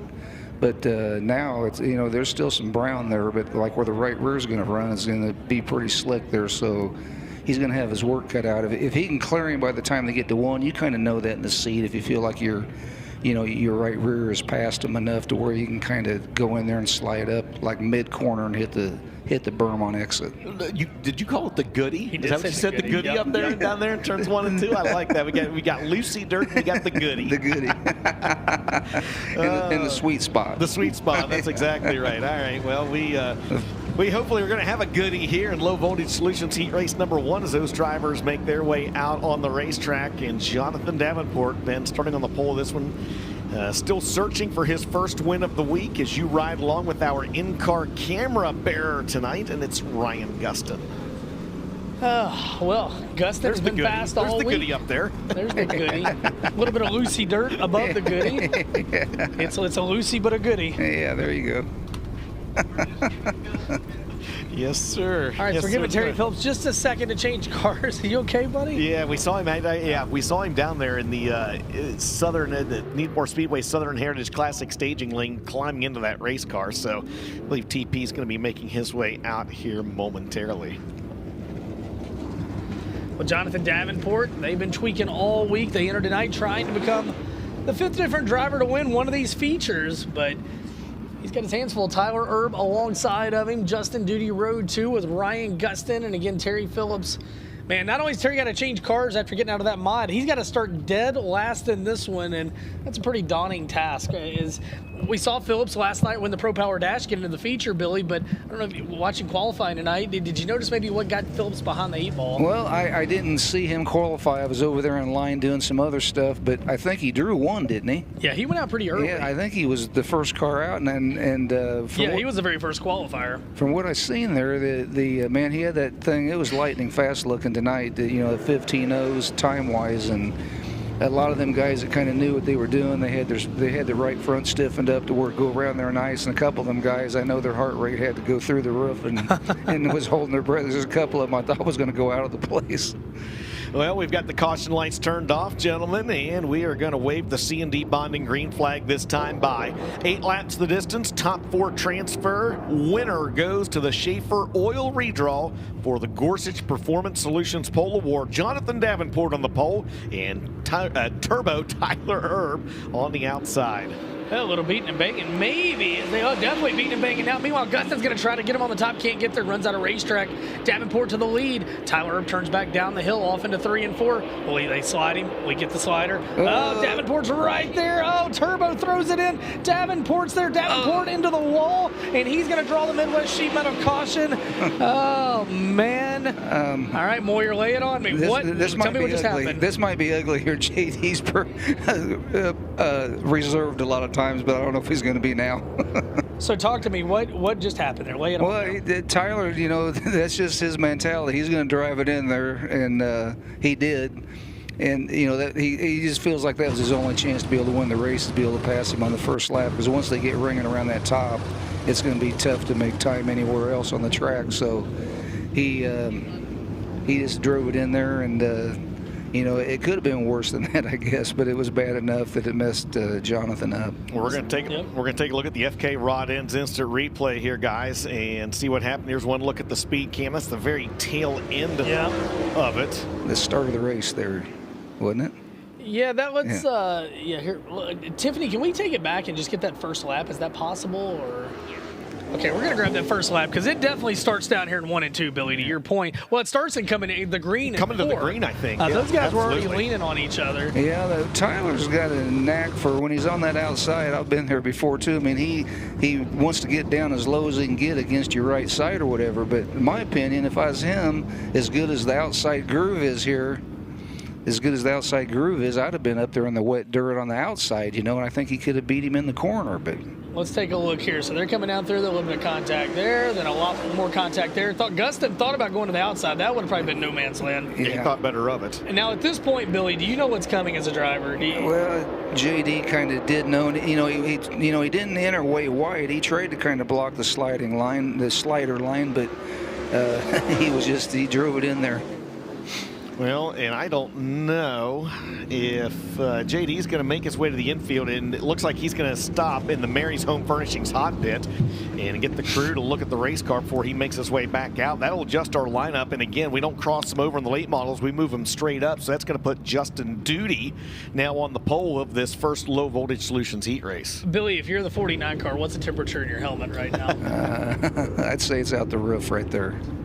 All right, well, he didn't do nothing wrong, just trying to win the race, and just hard racing there. But all right, well, so let me ask you this then.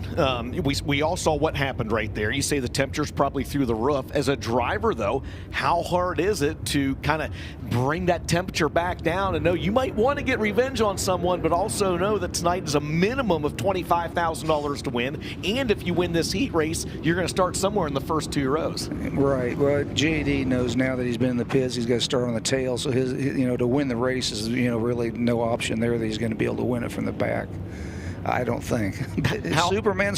How hard is it to kind of talk yourself off that ledge, Joe, and bring that temperature down inside the helmet? Well, you just got to. You got to know you don't want to tear your car up no more than you already have, and just cool down and try to let things come to you a little bit if they can, and just do the best you can do. And he probably. Hopefully maybe he can win the thing. I don't know, but just try to get up through there where you can get if not into a transfer spot, at least be on the front of the B where you still got a chance to, it is 50 laps tonight.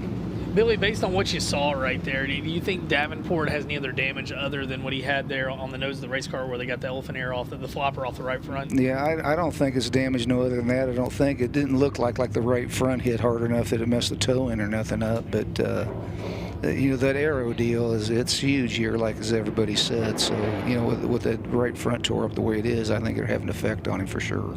All right, well, we're going to go green flag racing this time. We did get one lap in, guys. Yep. So is this a double foul restart? They said we got a lap in on the My Race Pass app. We'll see how that goes. Meanwhile, Justin Duty's going to slide up. Justin Duty goes up in front of Tyler Erb. Is Tyler going to throw a slider off into 3 and 4 again? Off into 3 and 4. His buddy and Justin Duty pumps the brakes. Says, you know what? I'm going to let him go. Tyler Erb to the lead. Justin Duty in second. 3 wide back there for third. Yeah, absolutely. And Jonathan Davenport is trying to race his way up through the field as well, as you see the fast 49 slip in and out of your screen back there as he works by Kyle Beard in the 86 lead duo on the left side of your screen. On the right side of your screen, Jonathan Davenport trying to work his way back up from the tail of the field. Out front, Tyler Erb leads the way. 2 down, Duty in second. Third is Troutman. Fourth is Gustin. And Tyler Erb leading the way, trying to go into another Schaefer Oil redraw for the Gorsuch Performance Solutions Pole Award. Duty got over the cushion a little bit there. That allows Troutman to pull up. You see on the right side of your screen, Kyle Beard and Jonathan Davenport battling back there for position number 7. And Billy, I know that's got to be frustrating for Davenport. Looks like he's actually going to slow and maybe just pull in. That's got to be frustrating for Davenport, knowing what a great race car you have, but also knowing because of the damage, you can't work your way up through the field like you want. Right. He come in here and done his job, had fast time, where the night was looking good for him, and then boom, just that quick and go the other way. So we see him. I thought he was going to pull in back here. 5 down, 3 to go. Instead, Davenport is backed way off the throttle. He's about half a straightaway behind the last place car. Is he just out there making some laps and just doing what he can do? I think so. I think he's just trying to maybe feel the car out a little bit to where he can maybe feel some adjustments they want to make to come out and try to run the B main, I think. But his night, it's going to be tough for him now, even in the B main, to come up through there and get in the race. Out front, Tyler Erb leads the way. Justin Duty in second. Troutman in third. Gustin in fourth. Hochtown Saloon, last call. 1 to go. White flag in there for Tyler Erb as he works off a 2 down the backstretch. Duty over the cushion. That allows Turbo to pull away. Yeah, Duty closed in. He took about 3/10 off that last time by, but when he jumped the cushion down in 2, that'll be all she wrote. And Uncle T, Tyler Erb's going to get the win in this first low voltage solutions heat race. Justin Duty second, Drake Troutman third, and Ryan Gustin will pick up the last transfer over Kylan Gardner, Daniel Adam, Kyle Beard, Terry Phillips, and Jonathan Davenport. Fourth and final transfer, Ryan Gustin out of Marshalltown, Iowa in car 19R. Third to Drake Troutman out of Hyman, PA in the 22 star. Justin Duty in the 15 out of Milano, Oregon. And your winner, Tyler Erb. Best Performance Motorsports, Lingenfelter Mechanical Contractors, First Class Septic, Anthony's Pizza, Sunoco, Roberts Speed Company, Barron's, Geyser Manufacturing, Scott Bailey Powered Rocket. And Trent's going to talk to him about lap 1 as we head down trackside. Turbo right down here stopped and going to loosen the chin strap on his custom wrapped helmet, and we're going to get the gloves off. We'll get a quick word with him here in just a couple of moments. Won a handful of heat races out here in the desert this week. Turbo, only one question to ask you right there. What happened on lap 1 with JD? He got a little excited and shit with me getting down the front straightaway here. All I've heard about all week is these starts, and one car crowded. I started at the fence, and I let him slide me and crossed him over, and he had 2 choices, and he picked the choice that created the most work for him and not the best result. So excited about tonight. I feel really good about it. It's a long ways out here to sit here for 2 weeks and have nothing to show for it. So just put a good feature together here and have a lot of fun. Turbo in the 1, your winner. Billy Moyer, your thoughts there? Well, what he said's really right, I guess. We're all racing, and he's going to see it from his view. JD's going to see it from his view, But in my opinion, there, the way he drove it in there, but he's hungry. He wants to win the darn race, and if I was going to have a driver driving for me, I'd a lot rather slow them down than try to speed them up. Well, here we go. Malvern Bank heat race number 2 on the pole with Bobby Pierce out of Oakwood, Illinois, in the 32, and the 157 of Mike Marlar out of Winfield, Tennessee. Row 2 is going to be the 0 out of Tucson, Arizona. Jake O'Neill trying to shake some of his bad luck this week, and on his outside 5 out of Rochester, Minnesota. The 19 is Dustin Sorensen. Row 3, Chase Younghans from Manhattan, Kansas in the 18. Eli Ross out of Muskogee, Oklahoma in the 66. Your final 3 starters, Brandon Shepard in B5, Tim Ward in the 4T-Dub, and Austin Cool in the 11X. 9 cars, 8 laps. Malvern Bank Heat Race number 2 will fire in the Rio Grande Waste Services starting zone. A couple of guys looking for their first win of the week here tonight. And it starts with heat race action. Bobby Pierce takes them off into 1 and 2. Meanwhile, Jake O'Neill, good run around the low side of the racetrack. 3 wide, they're back for 3rd. Marler will hold it. Now he's going to get a run on Jake O'Neill. They're all chasing Bobby Pierce. Yeah, and they hit that whoop-de-doo going into turn number 3 as well. You saw the same thing that I did at the end of lap number 1. It's going to be Bobby Pierce out front, Jake O'Neill 2nd, Marler 3rd, and Younghans in 4th. Billy, when you're going this fast, you get off in the corner and it starts bouncing like we see in 3. What is it like in the driver's seat? Well, it's treacherous. I'll tell you, they got some character in that baby tonight. It's bumpy getting into turn 1 too. Out front, Bobby Pierce looking good in this one. 0.6 of a second advantage over Jake O'Neill. Winner of this one goes into the Schaefer Royal redraw for the Gorsuch Performance Solutions Pole Award. Yeah, Jake O'Neill just gained 0.3 that last time on Bobby Pierce, driving a slightly different line. This time, though, Pierce with a little bit better run, and he actually puts another 0.6 between himself and the 0 car. Yeah, he doubled his lead right there. Meanwhile, Marler's back there battling with Younghans, Sorensen in position 5. And Sheppy in 6th. Behind them, it is Eli Ross, Tim Ward. Austin Cole pulled off early. Mechanical issues continue for the Arizona driver. Yeah, if you remember, he didn't get a qualifying lap out there well in Swift Springs time trials a little bit earlier this evening. As you see Chase Younghans and Dustin Sorensen going at it. That's a battle for the final transfer, but we got trouble in turn 2. Yeah, Eli Ross takes it around, and I think Midwest Sheepman of caution on the speedway. Don't know that we got that lap. We'll find out as Bobby Pierce leads the way. Eli Ross parked up against one of the tires at the bottom of turn number 2. And that draws Midwest Sheet Metal caution here in Malvern Bank Heat 2. And Billy, with the way that racetrack is, and we saw it on that first lap, it seemed like it upset everybody no matter where they entered the corner in turn 3. Is there a line where you can avoid that? As DJ and I call it the whoop-de-doo. Is there a way to get around that, or is it just kind of, no matter what you do, you're going to have to endure it? Well, whoop-de-doo is the right word, but that's what I'd call it too. But I think if you go way low, you might miss it. But I've not ran around the track tonight, so I don't really know. But way low, it looks like it might be smoother there, but that's the slow way. You know, you enter too low here, and it bites you in a hurry on both ends.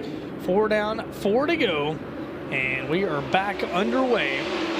Bobby Pierce leading the way. Jake O'Neill's right there with Marler. Marler steps to the outside, and Mike Marler to 2nd. Meanwhile, in 3rd, it's Jake O'Neill. Chase Younghans in 4th. Dustin Sorensen in 5th, maybe having a meet and greet back in the pit area. Out in front, though, it's Bobby Pierce leading the way. All right, well, the 32, the 157, the 0, and then that side-by-side battle for the final transfer continues. Dustin Sorensen and Chase Younghans going at it, and Brandon Shepard trying to work his way up through the field. He didn't get the qualifying effort that he wanted. Right now, he is 2 spots out of a transfer in position number 6. Been 6 laps in the books, 2 laps to go, and this one's been all Bobby Pierce since the drop of the green. That's right, Ho Chi Town Saloon, 1 to go off turn number 4. And Bobby Pierce final time around the speedway. Malvern Bank Heat Race number 2. Bobby Pierce out front, 1 full second the advantage over Mike Marler as he drives that entry down the back straightaway for the final time. Pierce winless so far this week, would like to change that in the finale. He's going to pick up the checkered in Malvern Bank Heat Race number 2. Mike Marler 2nd. Yeah, Dustin Sorensen will edge out Jake O'Neill at the line by 2/100ths of a second. O'Neill will pick up the final transfer over Brandon Shepard. 4th and final transfer, Jake O'Neill out of Tucson, Arizona, 0. 3rd to Dustin Sorensen out of Rochester, Minnesota. 2nd to Winfield, Tennessee's Mike Morrow in the 157. And Oakwood, Illinois' Bobby Pierce in the 32. The Low Voltage Solutions, Churchill Transport, Collins Brothers Towing, Rio Grande Waste Services, Mesilla Valley Transportation, 32. He's Trenton. Rolling down here to get a quick word with Bobby Pierce. He's taking the helmet off. And just a couple of moments and kill the engine on the 32. Well, Bobby, we've had some theater in the late model heat races, and you weren't a part of it. So just go back and talk me through your heat race from your vantage point right there. You feeling any better? Like maybe get her done tonight? Yeah, maybe so. Man, the track is fast on top. It's a little wet up there, to be honest. I don't really know if I see it slowing down tonight. It's not really what I want. Kind of want this thing to slow down a little more. Last night was so just crummy, dirty the whole race, and we're just going so fast out here. I just wanted to slow down a little bit so we can race a little better. But all in all, it's great being out here. Thanks to all these fans coming out. Hopefully it's a great show. Lots of money on the line tonight. Hopefully we draw that one so we can get some lap money. But what's the score of the Bears game right now? Man, I do not know. Ben, DJ, go ahead up top. I don't, if you got it. I haven't looked here in a minute. We don't have anything. I don't know. You're going to have to check your phone when you get back to the pits. Sorry, bud. All right. Well, I'm going to race with my phone. No, I'm just kidding. But I'm really interested in that. But we got a good car tonight. Thanks to all my sponsors. Thanks to his fans. And let's go get them. There it is. Bobby Pierce. All right. Well. All right. Well, we've got Hoker Trucking Heat 3, and we've got extracurriculars in the pit area, Ben. Yeah, we got Turbo and Davenport back there talking about it. Davenport had parked across the back of the one and not able to back in there, so we're keeping an eye on that one. We're going to keep it there. Hoker Trucking Heat 3, we'll Hudson O'Neill on the pole. We'll read it to you. Out of Martinsville, Indiana. Ethan Dotson out of Bakersfield, California. And we got Matt Curl in there. Co-event owner back there as he's getting in between them. Row 2 in this one, Clay Stuckey out of Shreveport, Urbana, Missouri's Dylan McCowan. Row 3, Amelia Eisenschenk and Tim Eisenberg. Row 4, Whistler, Mann, and Schill. As we get a standoff in the pit area, we're going to be coming to the green. We're going to see if we can go split box on this. We are. Yeah, we're not going to leave this. We're not leaving this. All right, split box for those of you at home as we have got Hoker Trucking Heat Race number 3 on the track. Hudson O'Neill and Ethan Dotson are going to bring him to the green. Oh, my Billy, I don't know which side of the screen to look at right now. I don't either. All right, well, Hudson O'Neill's going to go to the lead. Meanwhile, Dotson steps to the outside of Clay Stuckey. McCowan back in 4th. And look at Clay Stuckey with that slider off into turns 3 and 4. Oh, Ethan Dotson tries to wrestle it off the corner, and he does. And Billy Moyer, that was one of those situations right there where he just took the air right off of it. Yeah, it did. It's so funny, or it isn't funny, but man, what it does when you take the air off the front of them cars. Billy, have you ever parked your car and waited for another driver to come back to his trailer like we're seeing on the right side of the screen? I don't think I've done that before, but it looks like it's going to get interesting down here. Got a good old-fashioned Wild West standoff down there in the pit area. Meanwhile, on the left side of your screen, don't want to take away from the battle. This one. Yeah, from the battle for the 5th spot that's on the left side between Eisenschenk and Eisenberg. That's one spot out of a transfer. Hudson O'Neill out front by a mile. Clay Stuckey 2nd. Ethan Dotson 3rd, and Dylan McCowan right now in the final transfer bend. This time by 4 in, 4 to go. 4 laps down, 4 to go, and an autograph session in the pit area while this goes on right now. As Hudson O'Neill, man, he's been fast all week, Billy, and right now he is really showing he has got a car to beat here tonight. Yeah, he is, man. That thing's just on a rail again tonight. I was talking to Kevin down there earlier today, and like I said earlier, and he was talking about he had a couple shocks that he was working on, that some things changed during the race last night that's kind of normal. But, he says some 0 point it gained, and only him would know that. Right. Well, and he does. Meanwhile, Clay Stuckey and Dotson having a heck of a battle back there for position number 2 as they race through the cushion. Yeah, and I tell you what, Hudson O'Neill is just absolutely dog stomping the field in this one. I know you've heard dog stomp before, Billy. White flags out, Ho Chi Town Saloon last call. He's got a 5.6 second lead over the battle for second on your screen between Stuckey and Dotson. And Stuckey may have trouble. Checkered flag is out, guys. Hudson O'Neill's going to get the win. Second's going to go to Ethan Dotson rather. Yes, Stuckey will hang on for 3rd, and then it's going to be Dylan McCowan rounding out the top 4 ahead of Eisenberg, Eisenschenk, Chance Man, Cole Schill, and Eston Whistler. Your 4th and final transfer, Dylan McCowan out of Urbana, Missouri. Third will go to Clay Stuckey. 2nd to Ethan Dotson. Your winner, Hudson O'Neill, in the K&L Rumley Enterprises D&E Marine Senior Life Insurance Company. Cornet powered Longhorn as Davenport heads back to his pit area. Trenton, Fireworks in the Desert, down to you. All righty, here we go. Not even 4th of July, but Independence Day is right around the corner. Hudson O'Neill down here on the front straightaway. Going to get the engine killed here in just a second on the Rumley number 6 here as Huddy wins another one. And guys, the end of these mini-series, it's tough. These guys that win all these races all the time, they roll out and walk away from the field. Hey, So I'm going to ask you this. Moyer said he was talking to Rumley earlier today, and he was making just some really super, like, fine-tuned type adjustments. Did you feel anything different in your heat race as far as your race car is concerned tonight that you haven't felt earlier in the event? I mean, we're definitely feel like we're going in the right direction every little bit. Last night we were obviously a second-place race car, but Kevin put his head down and he just gave me just a little bit more tonight, and man, it feels really good right there. I was really balanced and could get through the rough pretty well there. So this stuff's tough, man. There's never a given. So we'll just do what we can, and if we're lucky, maybe we'll come away with another one. No matter what happens, man, you've had a great couple weeks in the desert. Hudson O'Neal, your winner. Coming up next, Swift Springs Heat Race number 4 on the pole. Garrett Albertson out of Las Cruces, New Mexico in the 58. The 97, and Cade Dillard out of Roebling, Louisiana. Row number 2 on the inside out of Winona, Minnesota. That's going to be Jake Tim, and on his outside out of Albany, Oregon, the 13 is Bryson James. Inside of row 3, Layla Eisenschenk out of Fargo, North Dakota, and Steve Stoltz out of Peoria, Arizona. And your final 3 starters are going to be Gunnar Frank in the 21F, Terry Carter in the 16, if he's able to answer the call, and he is, R.C. Whitwell in the 96T FK Rod Ends Heat Race number 4, final heat race of the night on the track. Hey, Moyer, Johnny Stokes sent me a text, said to ask you about R&R on the racetrack. He said, ask Moyer what he told you about. What is R&R on the racetrack? Rough as racy. You very rarely see a one-lane rough racetrack. When you do, it's a bad night. You aren't getting there. Last night's winner, Garrett Albertson, trying to run it back here tonight as they fire in the Rio Grande Way Services starting zone. Winner goes off to the Schaefer Oil redraw. Now, Billy, at 68 years old, do you still like a rough racetrack? Not really. I'm liking them rubbered up with nowadays. All right, now Cade Dillard's liking the cushion out of Roebling, Louisiana. Meanwhile, last night's feature winner in second, the 58 of Alverson. They had a dust-up last year at Batesville. Back in the 3rd spot, Bryson James. Jake Tim in the 4th and final transfer as they run right now. Absolutely. How about Bryson James? I know we're only a couple laps into this, but turning in his best performance of the week right now is Garrett Albertson. By the way, you were with me in the pit area. I paid Garrett Albertson his $10 back there earlier this afternoon. You did, and that was after you made it this morning at the house. It was still wet. It was still crisp. He did not have one of those pins, so there's no issues. It's good. Yeah, I just lost light up here or something. We lost a lot of light. I don't know what that was.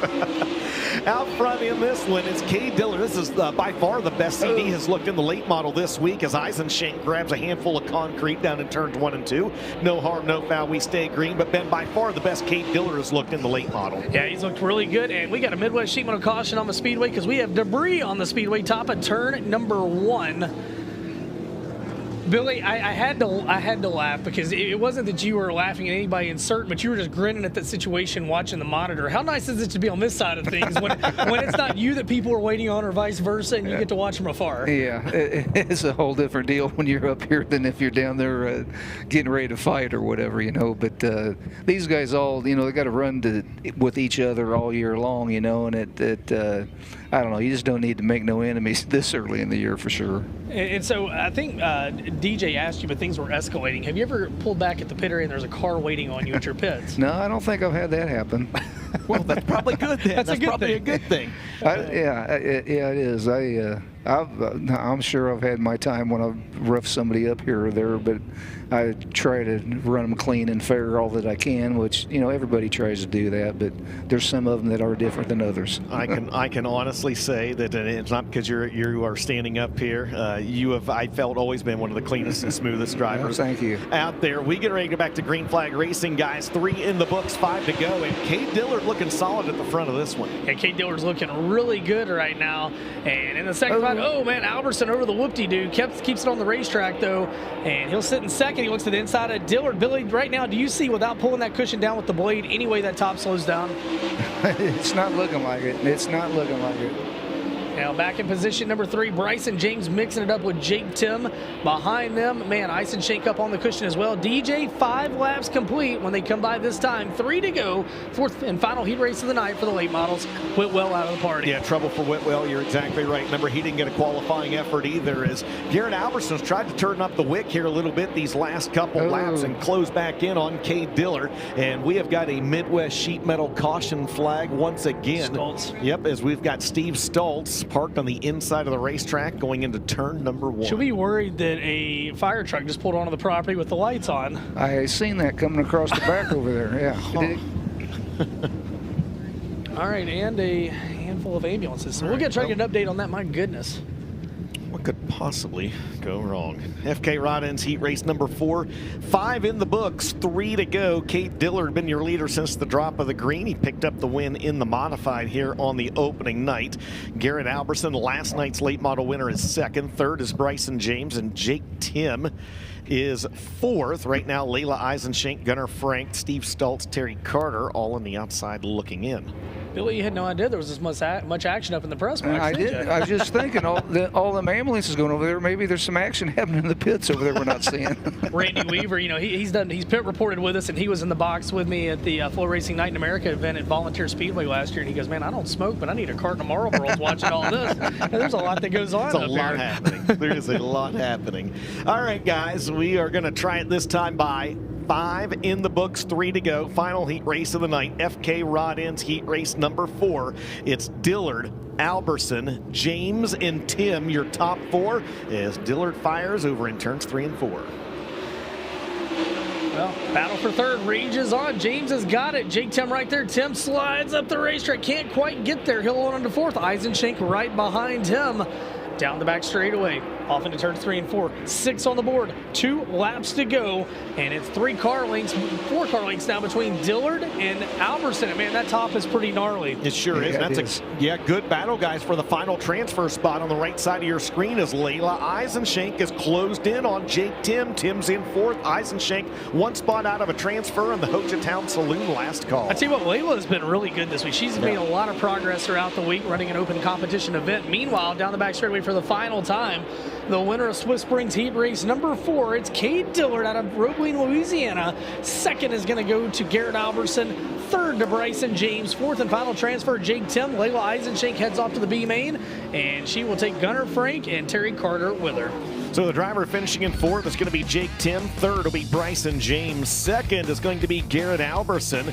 And the winner of this one, he is the driver of the S&S Fishing and Rental, Joel's Auto Sales, Strength Roofing and Siding, Wheeler Metals, Johnsonville Company, Jody's Oilfield Services, Mesilla Valley Transportation sponsored, number 97 out of Roebling, Louisiana, the thriller, Cade Dillard.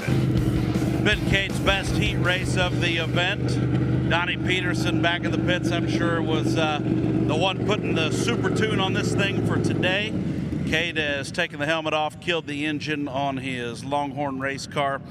MVT, Joel's Auto Sales, S&S Fishing and Rental, Day Motorsports, Big Tex Trailers, a few of the partners here for the 97. Cade, how gnarly was that cushion up top? It was good to you, but was it a razor-thin margin between good and disaster up there? Yeah, absolutely. It's pretty choppy up there, and it's so slick everywhere else.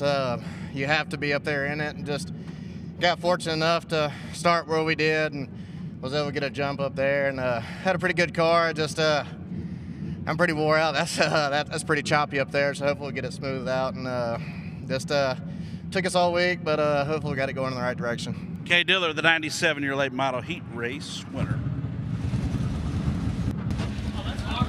All right, green. Thank you, Trenton. We are trying to make buckets up here with wasted paper. And one of us is making them. One is it's like Oscar the Grouch's house up here. Hey, guess what? IMCA stock cars, Ben. Wow, how about that? We've got heat race number 1 about to make its way out on the track. 8 laps is going to be the distance. Look at that sunset. As it's going to be Casey Murdoch starting on the pole with this one in the 7X out of Surprise, Arizona, and to his outside out of Phoenix, Arizona. The 96E is Clay Erickson. Inside of row 2, it's Braden Richards out of that is Madrid, Iowa, yes. Marshall, Minnesota's, lay this one on me. Jim Horsch. That's right, Jim Horsch. And the 5G dollar sign, that's Grady Clements out of Chino Valley, Arizona, and Larry Brigner out of Apache Junction, Arizona, the 02. Jake Archibald's going to have the 43 on the inside of row 4. He calls Oakley, California home, and on his outside, out of Chino Valley, Arizona, the 00 is Jerry Clements. Chaz Baca in the 21 MF out of Mesa, Arizona, and Micaiah Heidelbaugh.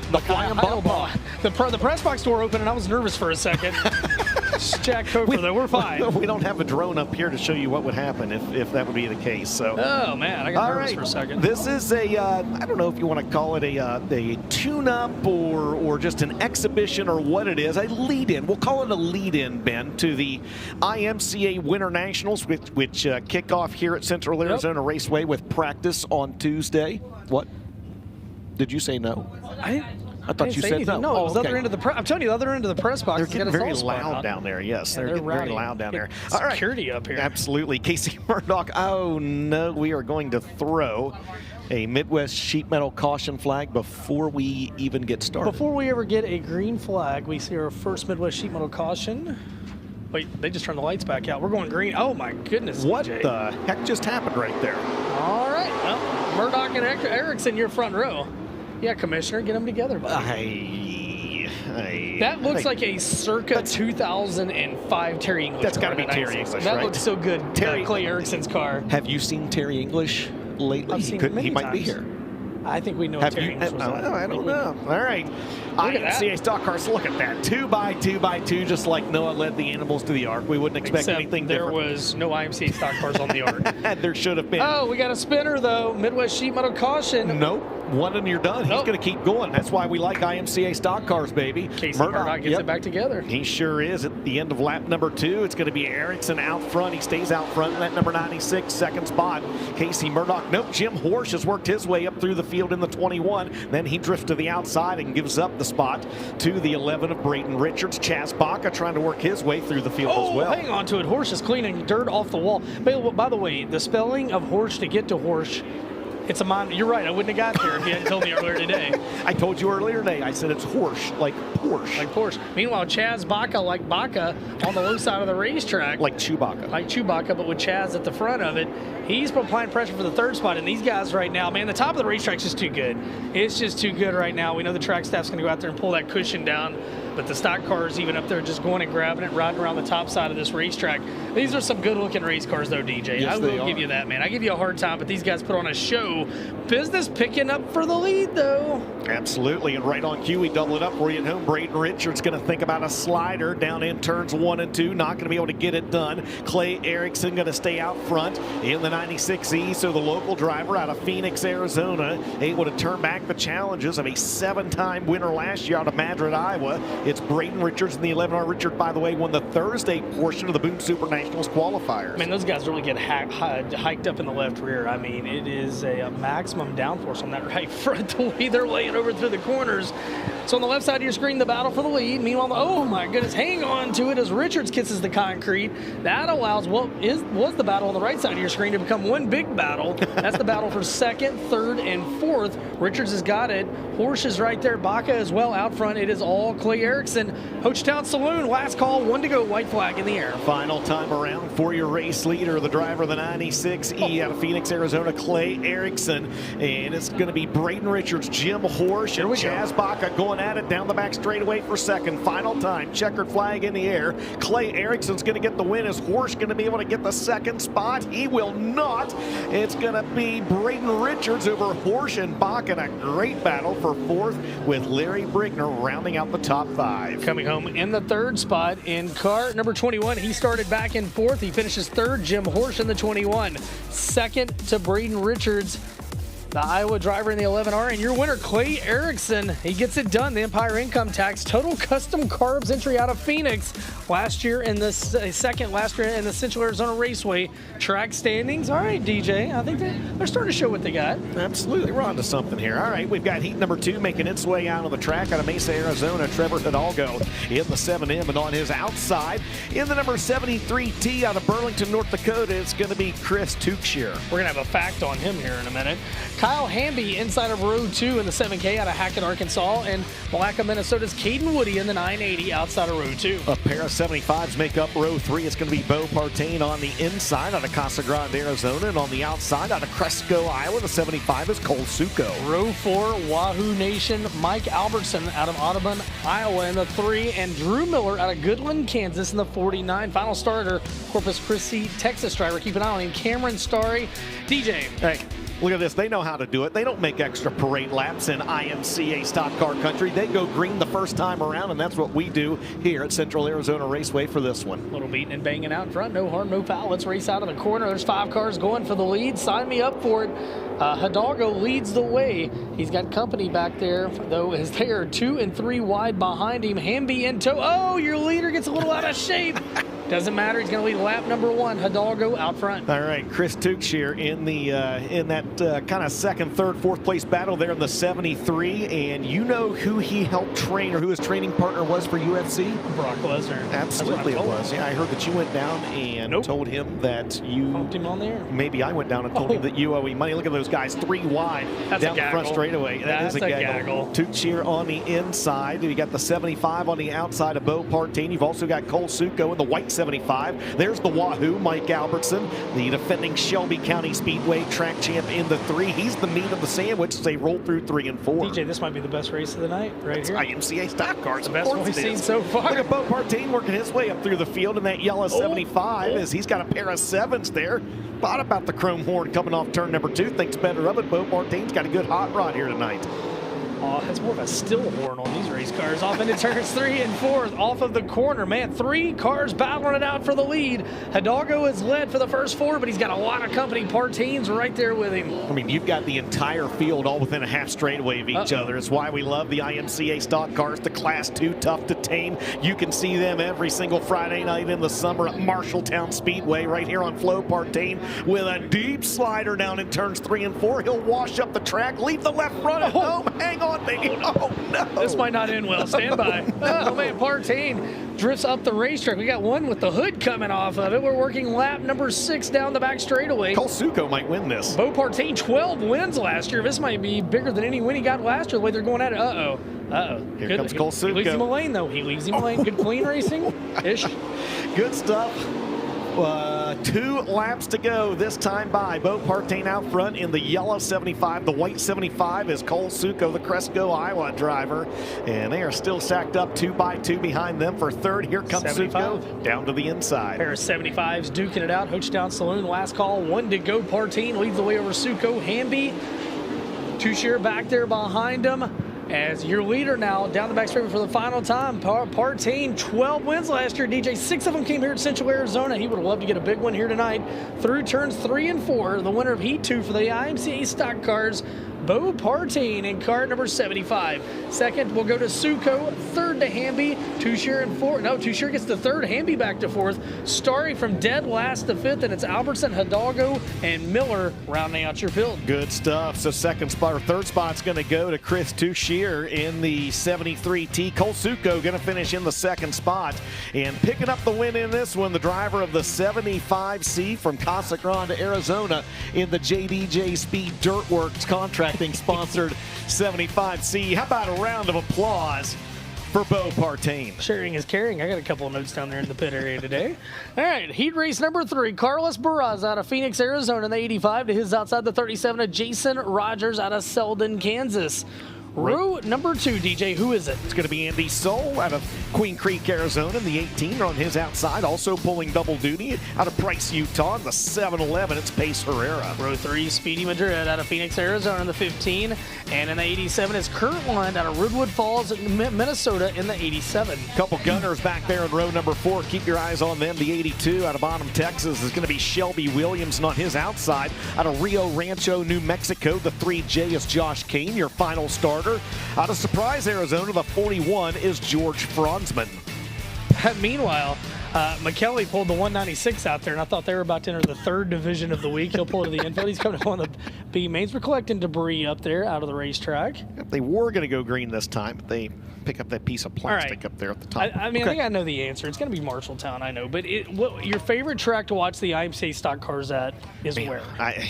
There's so many. How much time you got? No, I want your number 1. So Marshalltown is obviously probably my favorite, right? You can watch that on FloRacing. And you can watch it on FloRacing. FloRacing. Yep, we mentioned that a couple heats ago. And Boone is obviously really, really good. There's some really good, like, under-the-radar tracks, too. My good friend Trent Chin up there has really got the Clay County Fairgrounds dialed in at Spencer, Iowa. It's really good. He's actually taking over at Park Jefferson, South Dakota this year as well. I expect big things there. And for a big track, man, the Beaver, Buena Vista Raceway up there in Alta, Iowa is also really, really good. It depends on what part of the state you go in as well.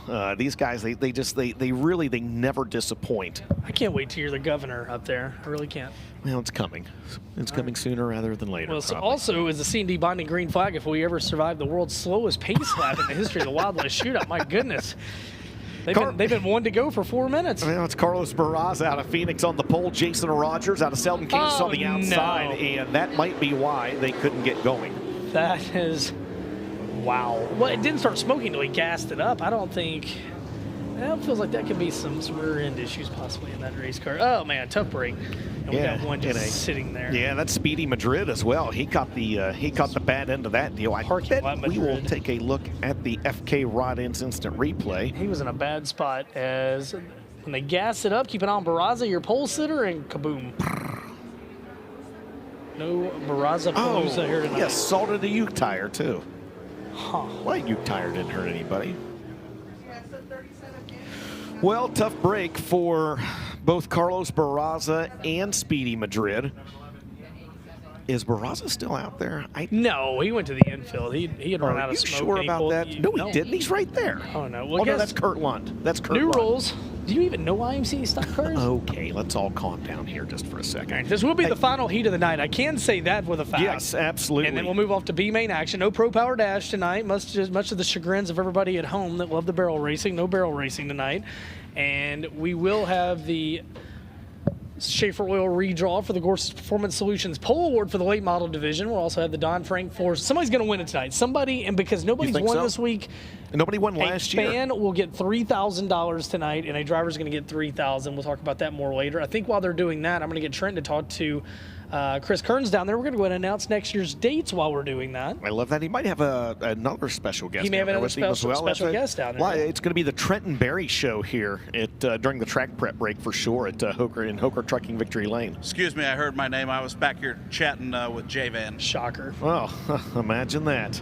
J-Van found his way to hanging with Hoker. What a surprise. Whoa, they're selling yacht. They said J-Van found his way to hanging with Hoker. Well, who else would you want to hang out with you down there? We got Fire back there. They got the game on. Go Bears. I'm a Packers fan, but I'm going to cheer for the Bears today because I think. That's questionable. I know it's a kick in the mommy daddies, but if there's. And you've got a Bears-colored shirt on. I know. I didn't even. I look like a great punk. I can tell you this. I'm a Chiefs fan. And sorry about your luck. Yeah, when do they play? What day do they play? Hold on, we're going green. We got to go. The Vegas would not even let you bet on J-Van finding a microphone at some point tonight. Yeah. They would not have even let you bet on that. I like the thought that J-Van said that there's nowhere he'd rather be than hanging with Hoker. He didn't say anything about hanging with Trenton.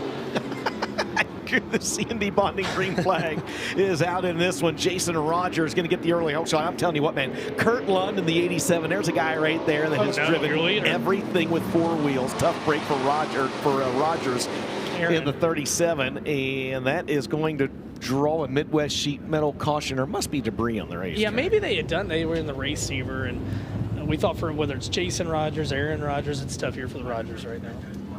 Or did they call the start? What is going on right now? These IMCA stock cars, man. Okay. We're picking up debris down here, bottom of turn at number 4. Oh no, is that someone entering the track back there off turn number 2, or is that someone leaving? No, race cars are coming in, buddy. They're going to race for the next 2 weeks. I'll let someone tag the tail. I watched 8 haulers pull in tonight. Well, I believe they pulled that start back, so we will try it for the final time, and if they don't go this time, we're just going to let them go green anyway. Jason Rogers starting on the pole of this one. Andy Soul on the outside in the 18, Pacer Air in the 7-11, Kurt Lund in the 87, and the green flag is out. Well, here we go. They're 3 wide at the flag stand, off into 1 and 2. A little still a battle for the lead through turns 1 and 2. Top is good, but man, these guys are still able to maneuver pretty well back through the pack. Yeah, look at that 3 wide back there for the third spot. That's Josh Kane on the outside. On the inside is Shelby Williams. Pace Herrera, the youngster, in the middle. In that iBox Spring 7-Eleven at the end of lap number 1, Jason Rogers is your leader over Kurt Lund. Dave Carty with IBOC, whatever you sponsor Pace Herrera in that IBOC car, give him more, man. That thing is a true rolling billboard, and nothing screams IBOC like that car that's battling for the 4 spot right now. Meanwhile, out in front, the 37 of Jason Rogers out of Selden, Kansas. He leads the way, but Kurt Lund in second. Lund's got a head of steam. Lund may have the car to beat in this one, DJ. Again, Kurt Lund has driven everything I think that you could possibly drive with 4 wheels, as he has got truck. He could drive a truck. He could drive a wheelbarrow, and he probably has as well, as he's got the target set on the 37 of Rogers. Not able to get by him this time. It's still going to be Jason Rogers out front. He picked up a win last year at Brooks County. You've never been there before. I promise I haven't. Neither have I. Well, out front, Jason Rogers, man, he's got his feet under him, and he's pulling away, but we got a spinner over in turn 1 and 2. And I think it may take it. Nope, he gets it fired up. Of course he does. We don't need your Midwest sheet metal caution in this one. No offense, Chris Davis. Move over Chris Davis. That's right. Over Chris Davis. Good battle at the front of the field in this one, as Kurt Lund's giving Jason Rogers everything he can handle here with the Class 2 Tough to Tame, the IMCA stock cars. Lund's going to dive down to the inside. Slider engaged in turns 3 and 4. Will Rogers crossing back over, Ben? Yes, he will. Yes, sir, he will. They come back. 3 to go. How about that time at the line? 100th of a second. Jason Rogers was the leader over Lund. Now Lund is going to take it by a lot more than that off of 2 down the back straightaway. And how about that? Kurt Lund started 6th in this one, DJ. He takes the lead on lap number 6. 7 wins a year ago for the driver out of Redwood Falls, Minnesota in the 87. I bet the Rogotsky clan's cheering back home for Kurt Lund leading this one. Just 2 laps left to go for the driver of the 87. Jason Rogers, though, not giving up without a fight. He's still right there. He's not driving away from him by any stretch of the imagination. Off into turns 3 and 4. They're both right up there on the wall in that cushion. Oh, and Rogers gets over the cushion. That allows Lund to pull away. Hochtown Saloon, last call, 1 to go. White flag in the air for Kurt Lund. Final time around for the driver of that B&B chassis as they head down the back straightaway for the final time. The Redwood Falls, Minnesota driver. 7 wins last year. He's getting his first checkered flag of 2026 here in heat race number 3 as Kurt Lund gets it done in the 87. Jason Rogers finishes 2nd. Josh Kane finishes 3rd. Pace Herrera crosses in 4th, and Speedy Madrid rounds out the top 5. Coming home in the 3rd spot, Josh Kane from 8th out of Rio Rancho, New Mexico in the 3J. 2nd, Jason Rogers out of Selden, Kansas. And your winner, well, he started 6th out of Redwood Falls, Minnesota, the B&B Racing Chassis Neon Ink number 87, Kurt Lund. And just like that, everybody transfers to the main event, where they're going to end the night by starting 3 wide. Unbelievable. Do you feel good about that situation, Yes, DJ? I do. Oh, look at that. Look at that. Oh, Dan Just is bringing us food. Look at that. Look at the sky. My goodness. Look at the backdrop. It's Raising Canes, too. It's Raising Canes. There's tendies in there for us. All right. Get sorted out there, and I'm going to go ahead and talk about this first Xmod B main of the night. We got 2 of them. And just don't eat my chicken tendies tonight. Well, if I do, I'll put, never mind. No, please never say those words again. All right. Nope. Tiffany says no.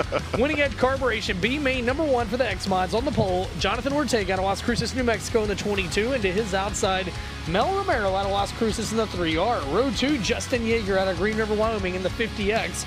And to his outside, Tyler Johnson out of Levine, Arizona in the 75T.